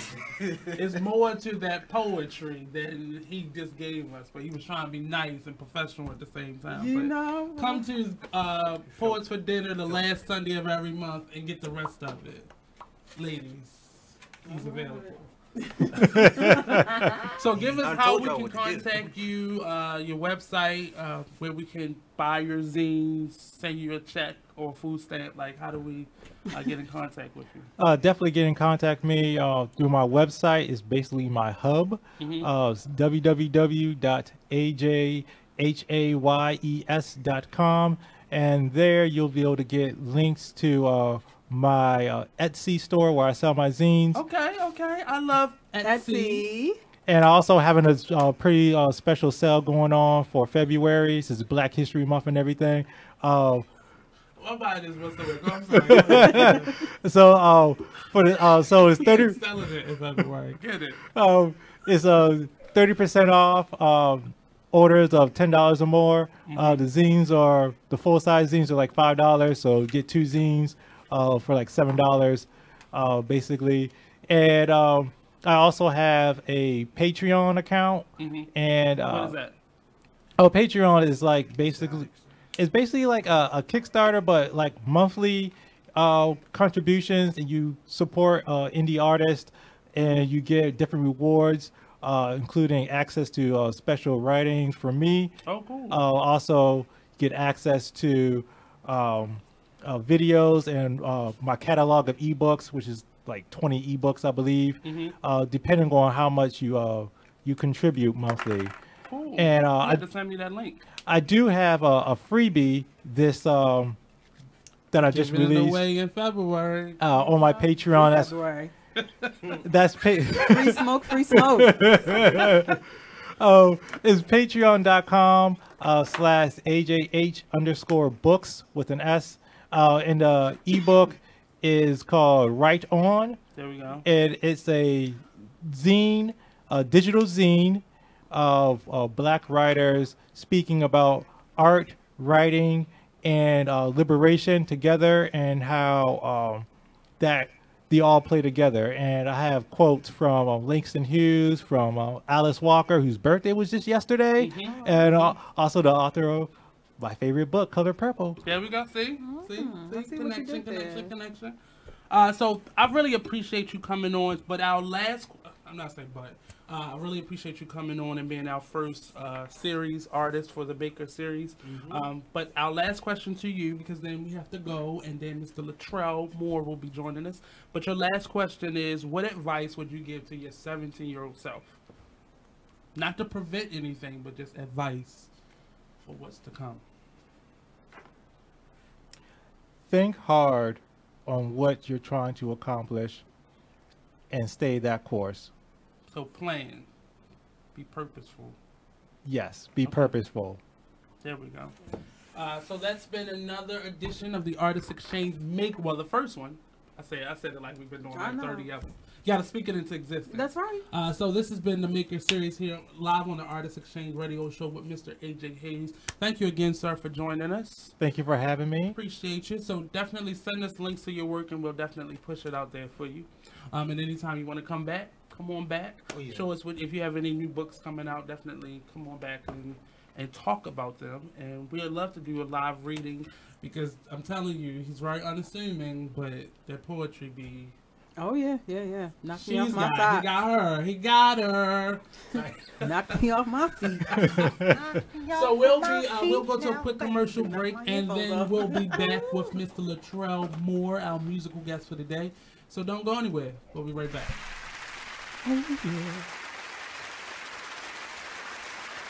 Hey, what's up, everybody? It's Monty from Talk Lately. I want y'all to sit back and listen to this flashback. Hey, there's my son. You've been in your room all morning. Hey, Dad. Matt, what's wrong with your voice? There is nothing wrong with my Artist voice. Exchange Radio Show every Friday, 7 p.m. to 9 p.m. Every Saturday, 12 p.m. to 2 p.m. Real artist, real talk, real live on BeExposedRadio.com. I was meeting with a friend yesterday, and I've gotten to the point where don't ask me a question, because the truth is going to come out. Exactly. Just don't do it. If you ain't looking for the truth, don't come to me. Don't do it, because I can't hold my tongue. And she wants to be this stylist, boutique, but you're not doing anything in that nature, and I can't take you seriously if you're not doing those things. And I understood why people didn't take me seriously, because I found myself in somebody else's lane. I was good at what I was doing and what I wanted to be, but I wasn't doing it for me. So how can I ask you to take me seriously if I'm living in somebody else's shoes? And nobody can do what you do, and I think that's a big problem that people face now. Like, you see what somebody else is doing and you want to do that when that's not your lane. That's not your lane. That's not what you're supposed to be doing. But it's popular. It's getting that person money. It's getting that person applause. Oh, I want applause. I want money. Let me stand over here behind them. And then a lot of times people aren't honest with themselves either. Like, I was thinking earlier today, I've been woke for almost 2 days, so so you get honesty, yes. And I was thinking, like, the Artist Exchange Radio Exposed Radio. And more money, let them know, like, you're gonna get a hit if you do some rap stuff. You know what I mean? Right. Now, appropriation, like, they be getting that money. I was just about to talk about that too. Appropriation. Is it appropriation when they do? Because Miley Cyrus. Like, think about it. You got like Miley Cyrus. You had Justin Bieber, and you had like even Katy Perry and Pink. You remember? I don't know if y'all remember Pink. She used to do like some hip hop stars, some like R&B stuff too. Do you think that's appropriation? Are they taking from the culture without like? I don't know. Like, without giving. The way I look at it is, if it seems forced, then 9 times out of 10 it's not really them. So then it's appropriation. You feel me? But if I hear sincerity and the genuineness in what you're doing, and if they decide to label it hip hop, and your skin ain't the typical hip hop skin, you feel me? I can accept it as hip hop, like, cause hip hop is what we do, like, you feel me? Like, people don't look at it like that, but it is, like, and Busy B himself told me that, you feel me? Like, rap is a thing that we do, you feel me? And hip hop is something that we live. Right. So if you telling me your truth, but your skin and my skin on opposite sides of the barrier, who am I to say that that's not hip hop? That's true. That's true. Now, and we got a newer person. I don't know if y'all know about this, but we got a new person that's kind of like on that culture too. Well, she's not really new. Fergie. Y'all remember Fergie from Black Eyed Peas? Yeah, yo, I heard she got a new album out, and I was unfortunately I was listening to this with a female friend of mine, a few weeks ago, and I'm not gonna lie, bro, it's actually pretty good. And I was real surprised, yo. It's like what's up, guys? It's your boy Shepsworth Bentley, and make sure you guys check out Homegrown Radio every Sunday, 7 to 8 p.m. right here on BeExposedRadio.com. It's new, fresh Baltimore radio. Only in the forest can you see this, but nothing beats the moment you see that. Cool! That's your child's eyes opening up to a world of possibilities. There are some moments only the forest can inspire. Find yours at discovertheforest.org. Learn about forests near you and discover cool things to do when you go. And you might just see this. Visit discovertheforest.org. Brought to you by the U.S. Forest Service and the Ad Council. Are you thinking about getting your GED diploma? Well, here at the GED Pep Talk Center, we've got a number of pep talks that can motivate you. Sometimes things don't always turn out the way you want them to. You know that feeling? People look at you and don't believe in you. You want some gentle encouragement. Then you're on your way to your GED diploma and a better life. But I know you're probably just a little bit nervous. You can find it in yourself to take that first step. You can improve your future. You can do this. I know you can. You need to start pushing yourself. Now get your game face on and take the first step towards a better life. Hurry up. Don't make me repeat myself. Whatever level of motivation you need to get your GED diploma, we've got a pep talk that's right for you. Call 1-877-38-YOUR-GED or visit yourged.org for your pep talk and find free GED classes in your area. GED is a registered trademark of the American Council on Education. Brought to you by Dollar General Literacy Foundation and the Ad Council. Everybody, check out what you missed on the one and only Be Inspired radio show. So, since we're talking about the book, can you give people a synopsis of what the book is and what's the name of the book again, and then what it's about? The name of the book is From Trial to Afflictions, more than one, because there were more than one afflictions. Yes. The book is talking about, actually, it's my life story. And I have to add in there that when that prophet told me, he said, tell your story, write the story. He said, and God said, tell your addiction. Now, see, I'm not going to tell the addiction because you have to get the book to read it. But it was about deliverance. It was about all the, trials and tribulations we go through. People that come into our life, even people that come to try and break you down or draw you down so that you can't stand for God or worship Him through your situation, because that's the adversary using them. We have to know that. But through it all, I was still praying and fasting. I needed help from God. I really did. I needed help from God to see me through. And for anyone that's going through, I say that this book is about... You are listening to BeExposedRadio.com. Hey, what's up, and welcome back. Welcome back to the Artist Exchange Radio Show here live. What a spit. On BeExposedRadio.com. It's me, your host, Nate, and my co-host. Hey, what's going on? It's HullyWood in the building. How Didn't y'all you feeling say on this leave Saturday? Friday in Friday? I did. This is Saturday. You know what I'm saying? Okay, I only know how to be live. This is just what You I'm took that normally sitting on your do. face stuff and just... No, man. Hold on. Go ahead and introduce yourself real quick. How y'all doing, world? Ashmiá back in the building here. Right. Can't Let's get over that. Let's get back to what bruh said. So I haven't really promoted it as much, but this is Black History Month. Two things. One, now people want us to boycott Black Panther. And I think it's these woke individuals are getting on my nerves. I want them to go to sleep and take a nap. You feel me? I think they still sleep if they want you to protest. Right. I mean, no, they're sleep deprived. They've been up so long that they're delirious.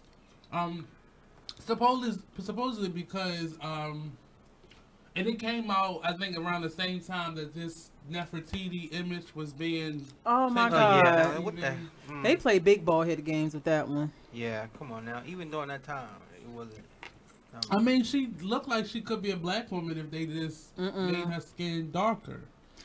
But that's the whole point. The melanin deficiency. But one of the things that we have to understand is all of Africa isn't dark skin.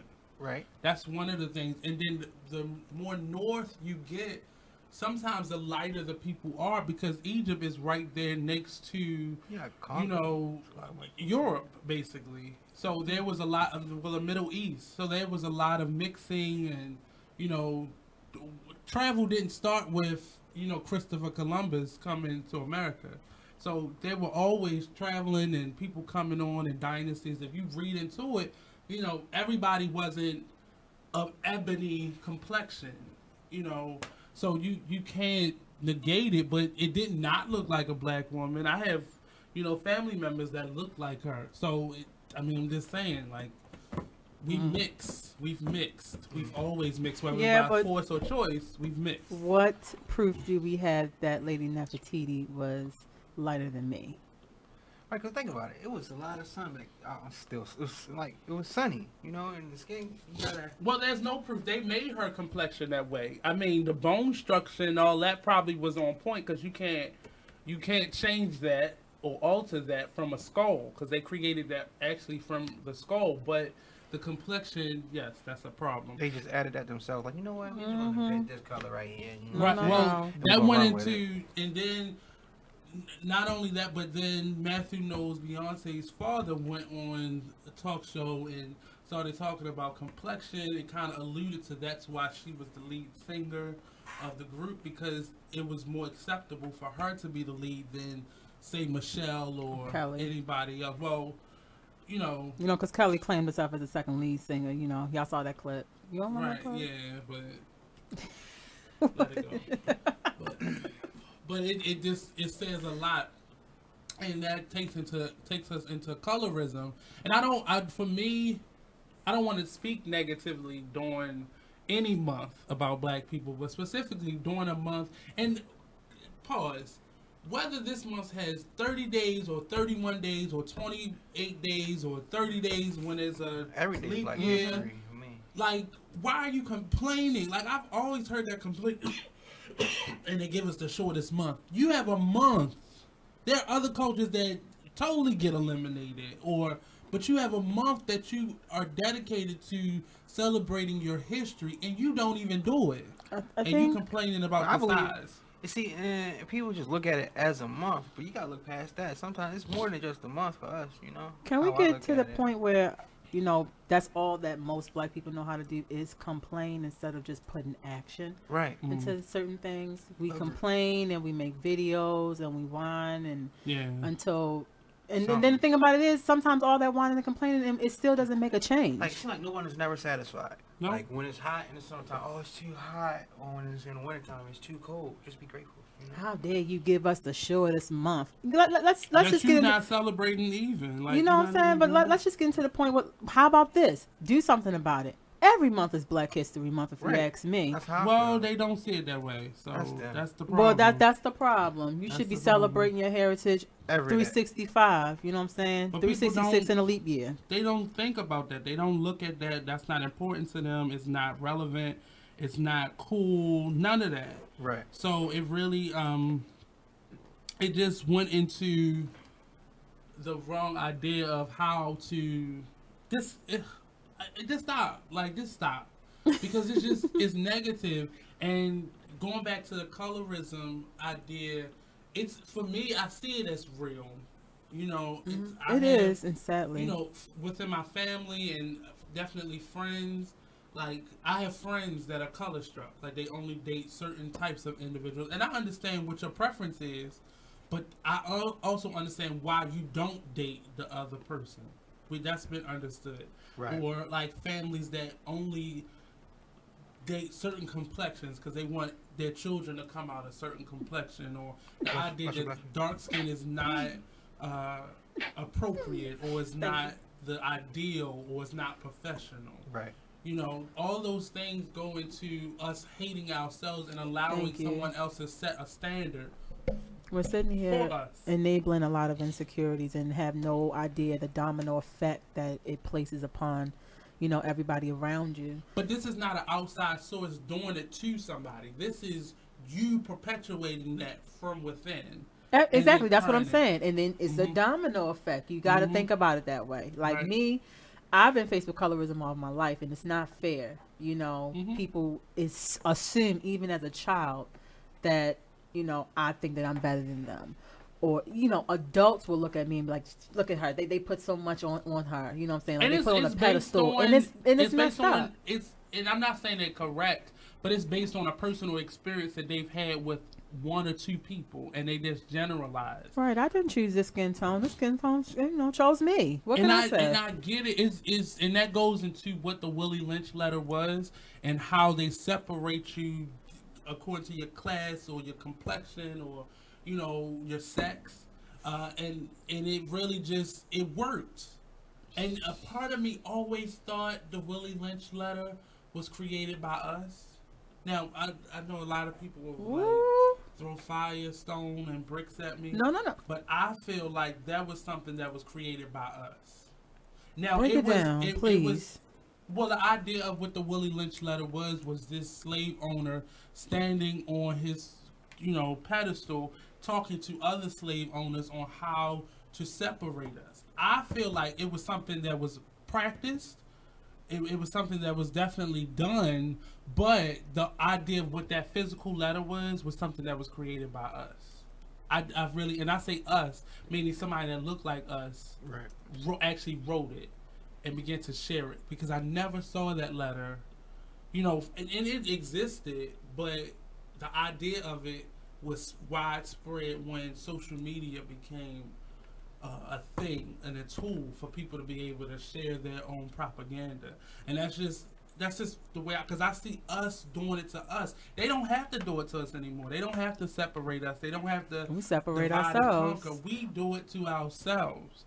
You have my mother has 11 brothers and sisters, and some of them are light skinned, but most of them are my complexion, and there's one or two that are darker. And it's a definitely it's a divide. It's a divide. Like, it really is real. It really is real. You know, we're said to have an aunt in our family that don't only likes these complexion people that are lighter, and she doesn't really. She helps out everybody else, but it's like poor you. But it's, you know, we see eye to eye with somebody that looks like us, and it's kind of that's very unfortunate. But hey, we're gonna come back and we're gonna talk more on the Artist Exchange Radio Show, only on BigExposedRadio.com. Don't go anywhere. We'll be right back. Oh yeah.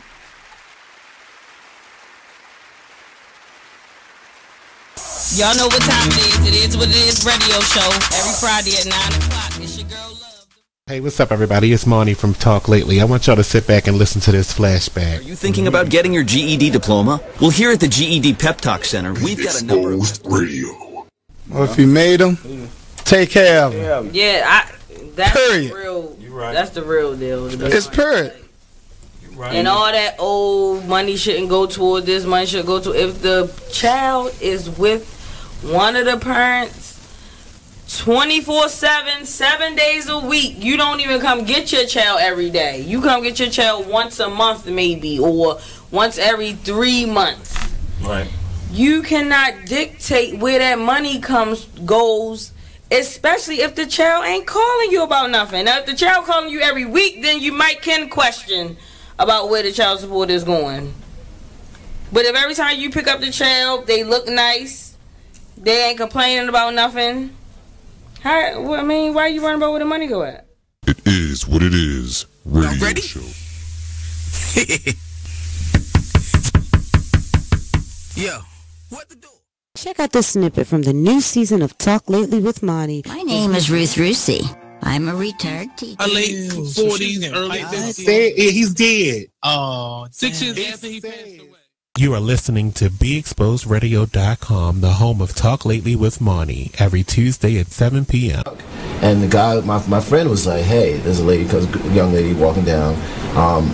He's like, hey, you should go holler at her. And I'm like, nah, man, nah. You know, I'm a shy guy anyway, so I'm not going to do that. But he's like, yeah, do it, man. Go ahead, do it.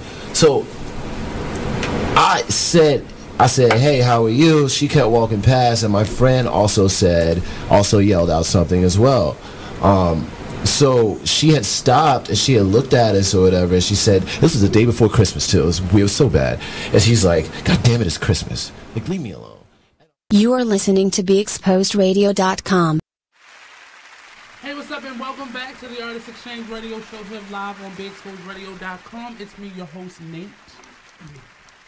And I'm your co-host, HullyWood, in the building. You know what I'm saying? How y'all doing on this Saturday? I hope everything is lovely. It's just weird when he brings Friday into Saturday because... Just let him live. Yeah, I mean, I'm trying to. It's Valentine's weekend. I know, you know... He gotta stay ready. But on another note, how y'all doing? Ashmiá Mac in the building. It's been like this for 9 months, though. 10, 11 months. It's cool. Yeah, but it's never on Saturday, though. True. But it's cool.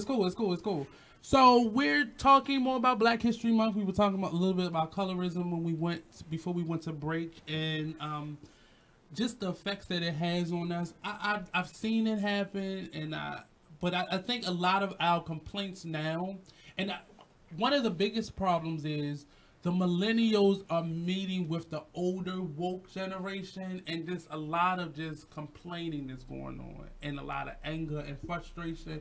And when you're angry and trying to get your point across, nothing happens. It's not gonna work. It just doesn't. Yeah, like did you see that viral video that's going around about the guy that's, you know, basically downplaying the Black Panther movie because it's still, quote unquote, a white movie? Does he give? And that's one of the videos I saw. Is it a reason why They said it because he's making it a white? Because it's a black movie. The director determines whether it's a black or white movie. But I keep hearing they say because his wife is white. No. Well, no. And that's one of the reasons why they want to boycott it, because the owners of it. Two of the actors in the movie are married to white. Well, one of the guy who played what about their personal life? The guy who played Martin Luther King and Selma, he's one of the actors in it. He's and Michael B. Jordan, he's dating a white and woman. Michael B. Jordan is dating a white woman. That's why they want people to boycott it. And to me, that's just being closed-minded as usual and somewhat racist. And off topic is crap. That I has I came to see the movie, not see who they with. You know, I was about to say something off, but not who they interested in on a day to day. That's not our business. Right, that's their personal life. Why are you trying to intertwine personal life with their entertainment, man? But the guy in the viral video, he's basically saying that, you know, like who, you know, like the film production company and everything, who is owned by white people, and because, you know, it's like one of those things where we complain about things like this is a token black film. But he's probably the same person that wants Monique to shut up. Actually, he is. I've seen a couple of his videos, so you know, you guys check it out and let me know what y'all think. So you're enabling this individual to tell this lady what she's worth, but you're telling us to boycott a movie because it's being funded by a white organization or a white company, and then these two people are dating or married to someone of another culture or race. But, like, it sickens me. So they pretty much upset because they got just white people, white person. I don't know what it is. Like, it's like we get a chance, or we get a platform, and then it's complained about and it's frowned upon. Like, you know, like now we finally get our shine, and now basically comparing us to monkeys on display. Right. And it's like, oh my God, we can't celebrate nothing for nothing. You know, like I was talking about it with a family member of mine, and he almost made sense, you know, as far as like the Marvel creators.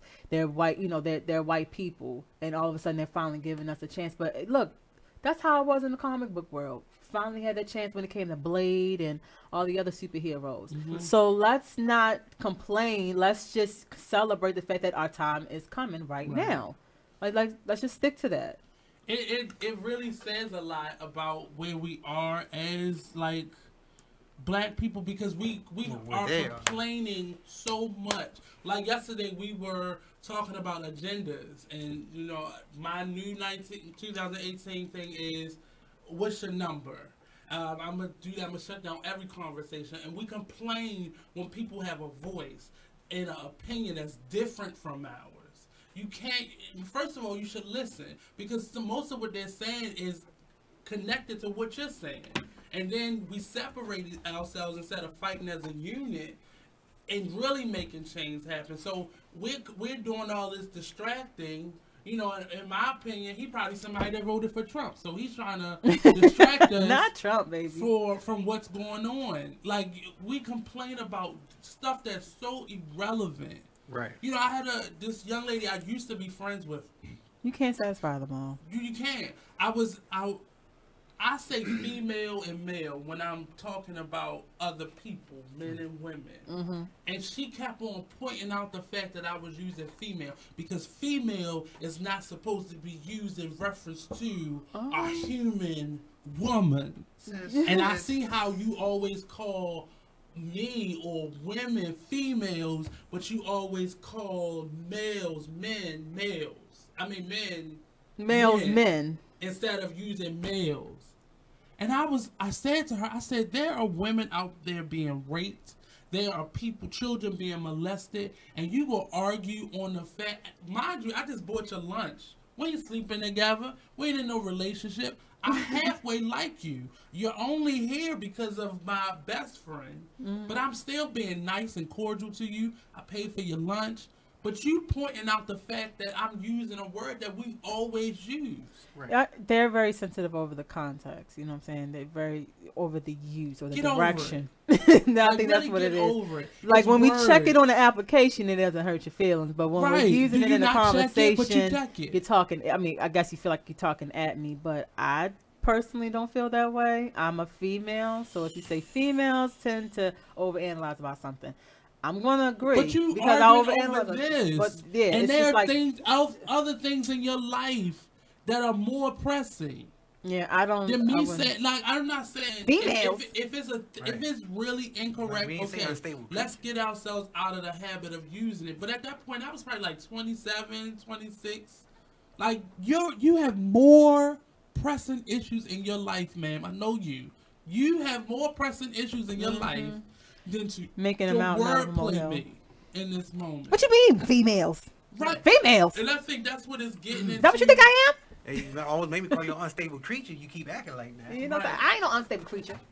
And I have certain opinions based on my experiences, and she may have different opinions based on her experience, and I don't take that away from her. Like the idea of this Me Too generation, I don't want anybody to lose their job until it's been presented in the court of law. Because I've seen both sides of it. I've seen women use the word rape as a weapon. Absolutely. I've seen men who actually rape women. I've seen women who molested 16-year-old boys and called themselves cougars. I've seen grown men play on the inexperience and the naivete of a young woman. I've seen it all. I want it to be brought to a court of law. I don't want you to lose your legacy because somebody decided. And what's her name? Amanda Seal. Oh yeah. I'm gonna say I don't believe her. You didn't keep sleeping with. This one said she was raped while she was on top. Wait, what happened? Who was this? She was the young lady who exposed Def Jam. What's his name? Russell Simmons. And it happened. And I'm not victim shaming. What I'm saying is I saw her in other interviews talk to men as if they she is able to tell men what they're thinking, but the moment a man does it to her, it's like, no, shut him down, it's not happening like that. And I understand this whole rally that we're all doing around women and protecting women, it's real, it's a necessity, right? because there's a culture of masculinity, toxic masculinity, that is the culprit for all of these things being able to happen. But what I'm sorry, I had to cut you off. I'm sorry, I had to for a second. But what I would love to go around and to be passed around to women is a sense of accountability, therapeutic accountability. The definition of what sexual assault is. It definitely, because a general definition of what it is, everything that it includes. Because we can't keep using these shades of gray and then calling it rape, because I've definitely been through it, and it makes it hard for people like me coming out of it, you know, who's actually experiencing it, trying to heal from it, who had to explain to it, who had to, you know, vindicate themselves. How can I vindicate themselves when it actually happened to me? But then you got these people, these people, men and women, who probably, I'm just saying, probably have not been assaulted, probably been, you know, or probably been dismissed, or had unreciprocated or unrequited love. You know what I'm saying? Things wasn't reciprocated the way they wanted to. Now they want to cry assault or want to cry rape. Right. You know, those kind of things. You know, a date didn't go their way.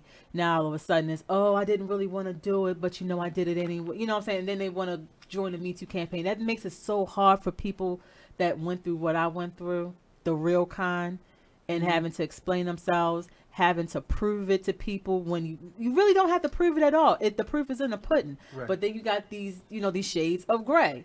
Consensual sex all of a sudden turns into rape because things didn't go their way, and it's hard. For me, it's just I'm more sensitive therapeutic accountability because I have two uncles who are nowhere near perfect, nowhere near angels, often not nowhere near gentlemen.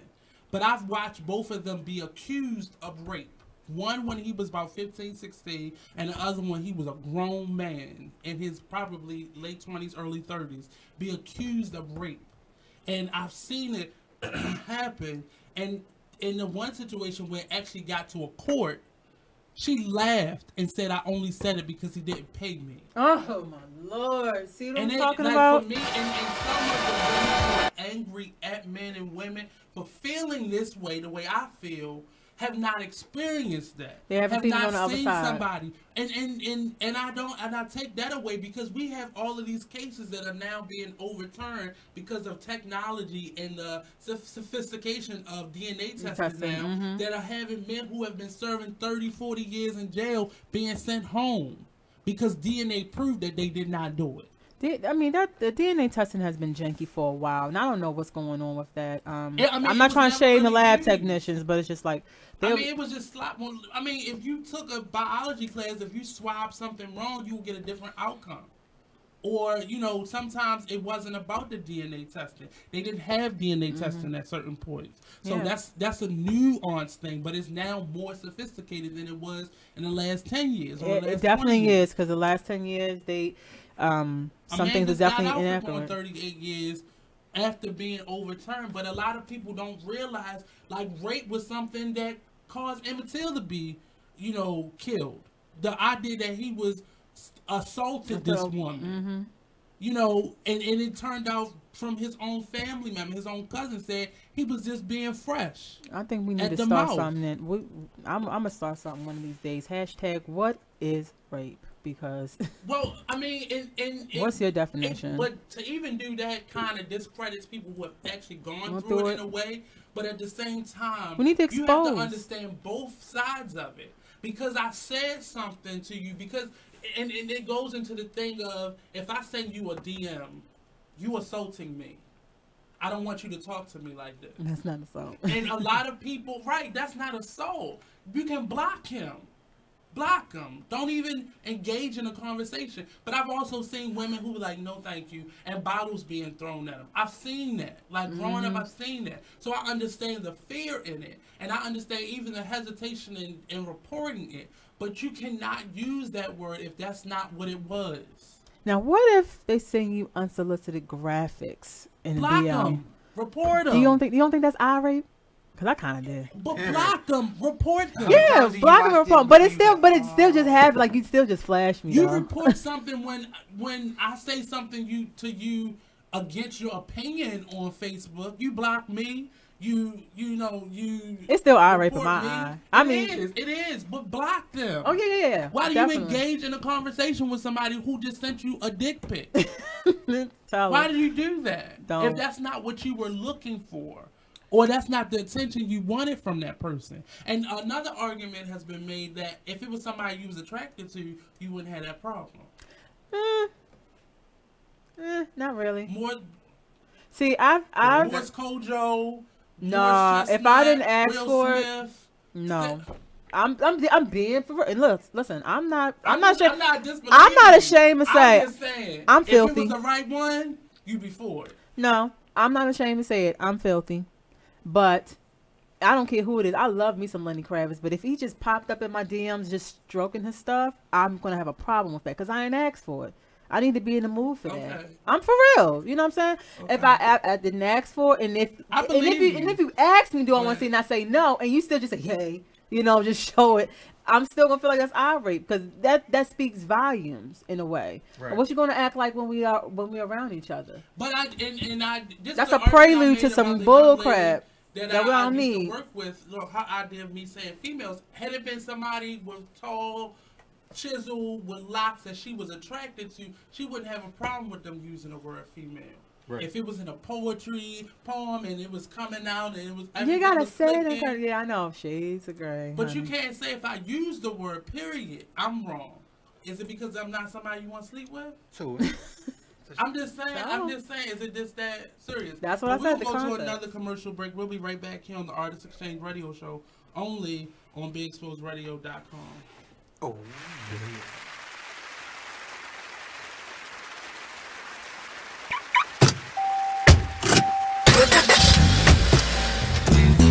Artist Exchange. The Artist Exchange. The Artist Exchange. Just a bit outside radio show. I'm going for shellacking. Ooh. And another good stat: Miami has never beat Carolina at home. Really? Ever. Okay. Right, but the one good thing Miami can say is that they have safety TJ McDonald. He's back off of his 8-game suspension, so he'll be out there lurking and trying to make it hard for Cam Newton in the offense. And then also, we have to make note that they just let go of Kelvin Benjamin. Yep. So that's kind of one less weapon that the Carolina Panthers have. So it'll be interesting to see how everybody will adjust to the changes that has happened over the past week and a half. You got a Just a Bit Outside radio show every Monday from 7 p.m. to 9 p.m. Tune in. We're rewarding you for something you already do, listening to us. It's Radio Loyalty, and it's an easy way for you to get free stuff. All you do is sign up. Go ahead and click the banner now. You'll earn points as you listen. Points you can trade in for great products and services in the Radio Loyalty store. You can earn even more points when you share your favorite station with friends on Facebook and Twitter. Radio Loyalty. It's free to sign up, so click the banner to join now. 50s. Late 40s, early 50s. That's not uncommon. It's a lot of. I mean, I can give you examples like that. But it's a good thing he's dead because she can actually move on. Like you can't move on. If he was alive, if he was alive and she found out she was having sex with her father for 15 years. Check out this snippet from the new season of Talk Lately with Monty when he rants about his staff. Great. Can you come on? You are listening to BeExposedRadio.com, the home of Talk Lately with Monty, every Tuesday at 7 p.m. I said he's dead. You use Tearless baby shampoo because it's gentle on your baby. A Bit Outside radio show. I'm going for shellacking. Ooh. And another good stat: Miami has never beat Carolina at home. Really? Ever. Okay. Right, but the one good thing Miami can say is that they have safety TJ McDonald. He's back off of his 8-game suspension, so he'll be out there lurking and trying to make it hard for Cam Newton in the offense.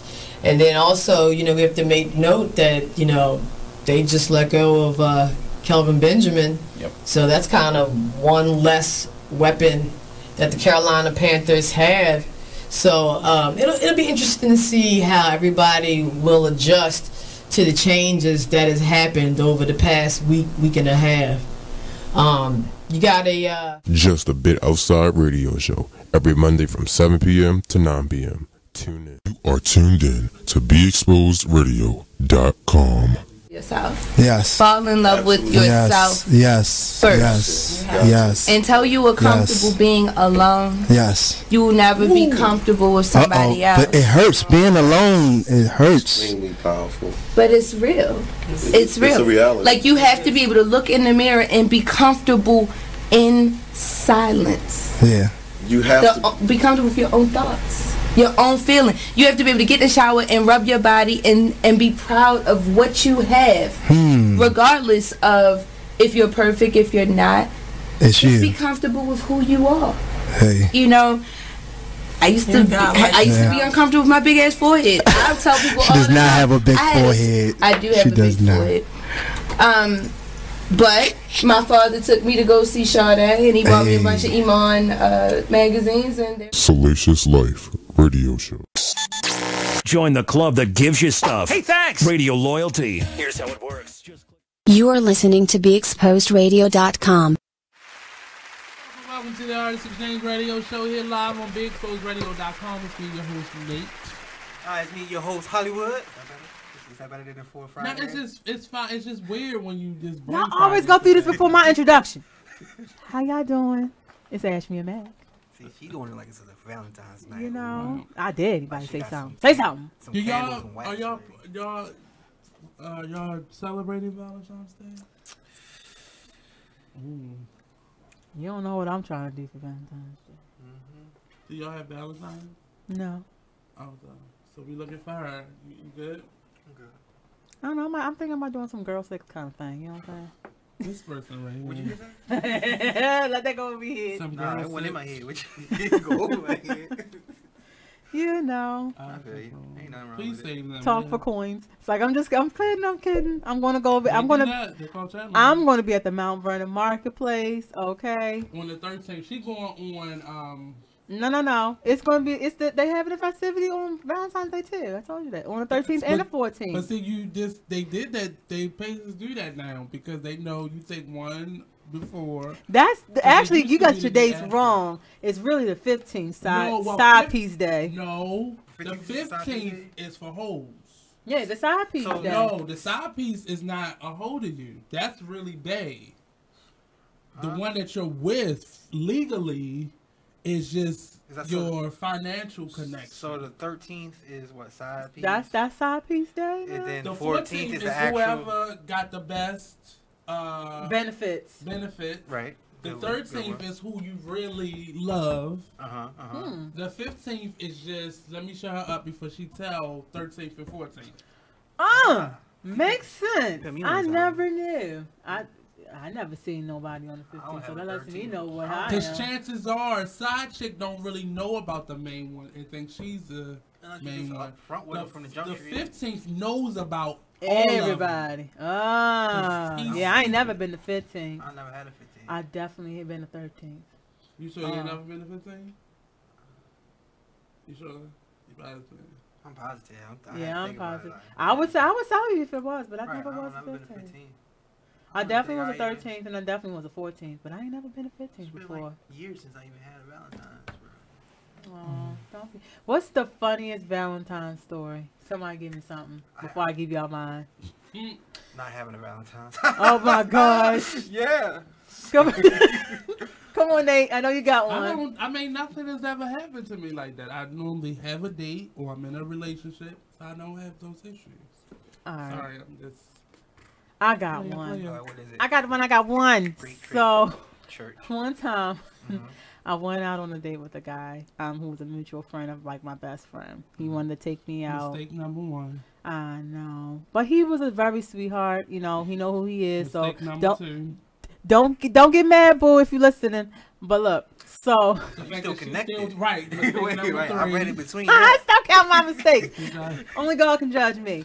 So look, I'm just trying to teachable moment. So he hit me and was like, "Yo, you want to go to the Cat Williams show?" I'm like, "Yes." You know what I'm saying? I love to laugh. I'm very goofy, so yes, I would love to go to the Cat Williams show. So you're like, "Okay, I'm gonna send the Uber for you to come to my place. And I'm like, okay, cool.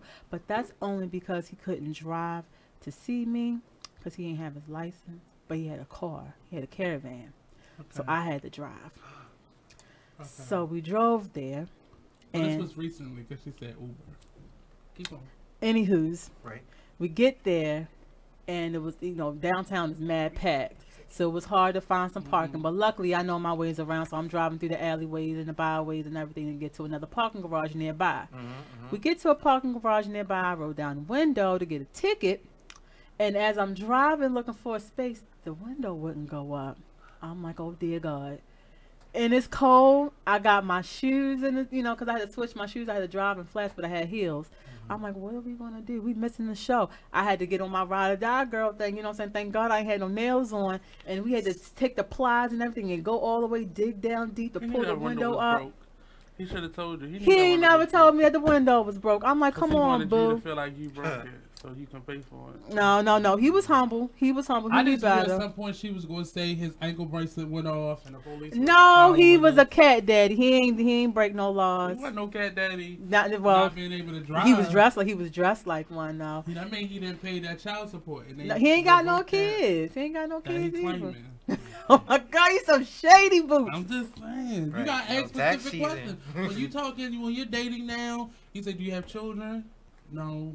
Are you claiming not? Or I asked those questions. When you say, do you have a significant other? They say no. And you say, do they know that? And then they get stuck like, you just gotta ask. I'm just saying he seemed like what he said. It's just that he just had a lot of technical difficulties in his life that he was imposing on me at the last minute. And I had to be that ride or die kind of like, surprise! Window ain't gonna try to come up. You know what I'm saying? Car ain't got no windows. Did he tell you I can't drive and you can come over here and you drive? Or he ain't tell me until I got there. Right. I imagine like getting in that warm old Uber. It was a Lexus too, slick black Uber. You know what I'm saying? And all black everything. I'm feeling good. I'm like, I wish I could stay in here. And then I get out. He should have just kept the illusion going and started the Uber. It would have been more convenient with the parking and everything. Right. Everything would have been good. See, people don't think like that. You know what I'm saying? If y'all drink, you won't got to worry about driving. It would have been, but I think he took his notes and everything. But he was a real sweetheart. But I definitely had to let him know, I can't date you. I let him down easy. So on that note, this is the end of the show.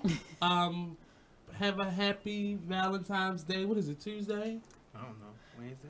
What's it? Who knows? They don't even know. So 4 days from now. It is. It's on a. They said it's on a Wednesday. Yeah, it's on a Wednesday. It's on Hump Day. Wednesday. Get your humping on. Alright, do you have a Valentine's? Negative. So y'all might could just go do something at the marketplace. The three of y'all. Yes. He looked away like, no. Eric is cool. He just try to act like he's so serious, and you never see Eric. We're gonna have him come on the show. Eric wears shades at night. Mysterious. Cool. I like. So a lot of announcements. One, Miss Ashmiá Mac. Mia Mac. Yeah. She'll be. I know some Macs. 2 crazy sisters. You probably know. I'm not crazy. Well, they crazy. They went to Morgan. They like not crazy. Sorority sisters. I probably won't know. They crazy. But they So I'm about to talk about them. But she'll be doing a live every week, announcing upcoming events. So if you have some events that you want to send us some tickets to, send us the information. Info at not info. The Artist Exchange Radio Show at gmail.com. Type that in there. And we're going to get her the information. She's going to do a live promoting, or she'll come out to your event. So that means send tickets. Don't have me waiting at the door now, looking like Tinashe at Fashion Week. But they... Gotcha.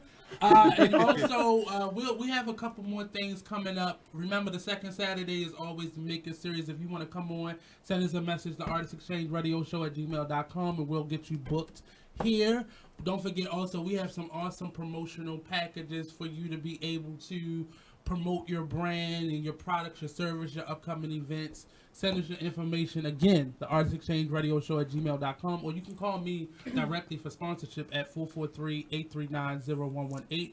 Also, our sponsor for this month, the Pill Center. Phone number. Phone number? I'll be able to put out the information for the next event, which is the 16th. And don't forget the event that they have, hashtag say it like it is.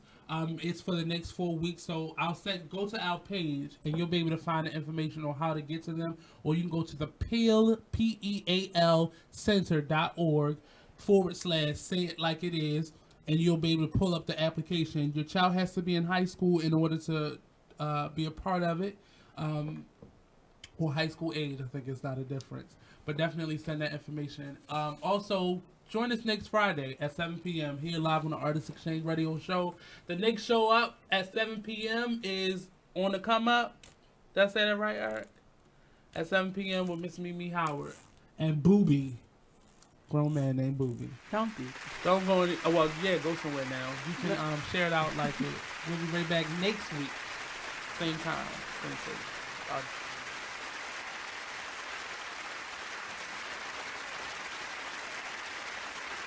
You are tuned in to BeExposedRadio.com. Yourself. Yes. Fall in love with yourself. Yes. First. Yes. Yes. Until you are comfortable. I've been through a whole lot of things in my life, you know? A lot of ups and a lot of downs. And at the time when it was all happening, it seems like you're in a whirlwind or a tornado, or you just feel like it will never stop. But once you begin to fall on your knees and give your eyes and your ears only to the man upstairs, that is when he begins to speak to you and you realize that everything he takes us through is necessary. No, it doesn't feel good in that time, and it's not what you want to go through. But it's not our plan, and it's not our life. He is the creator. Our lives were destined before we were even born. So he takes us through things and allows us to see things, hear things, because it's all necessary. Y'all ready?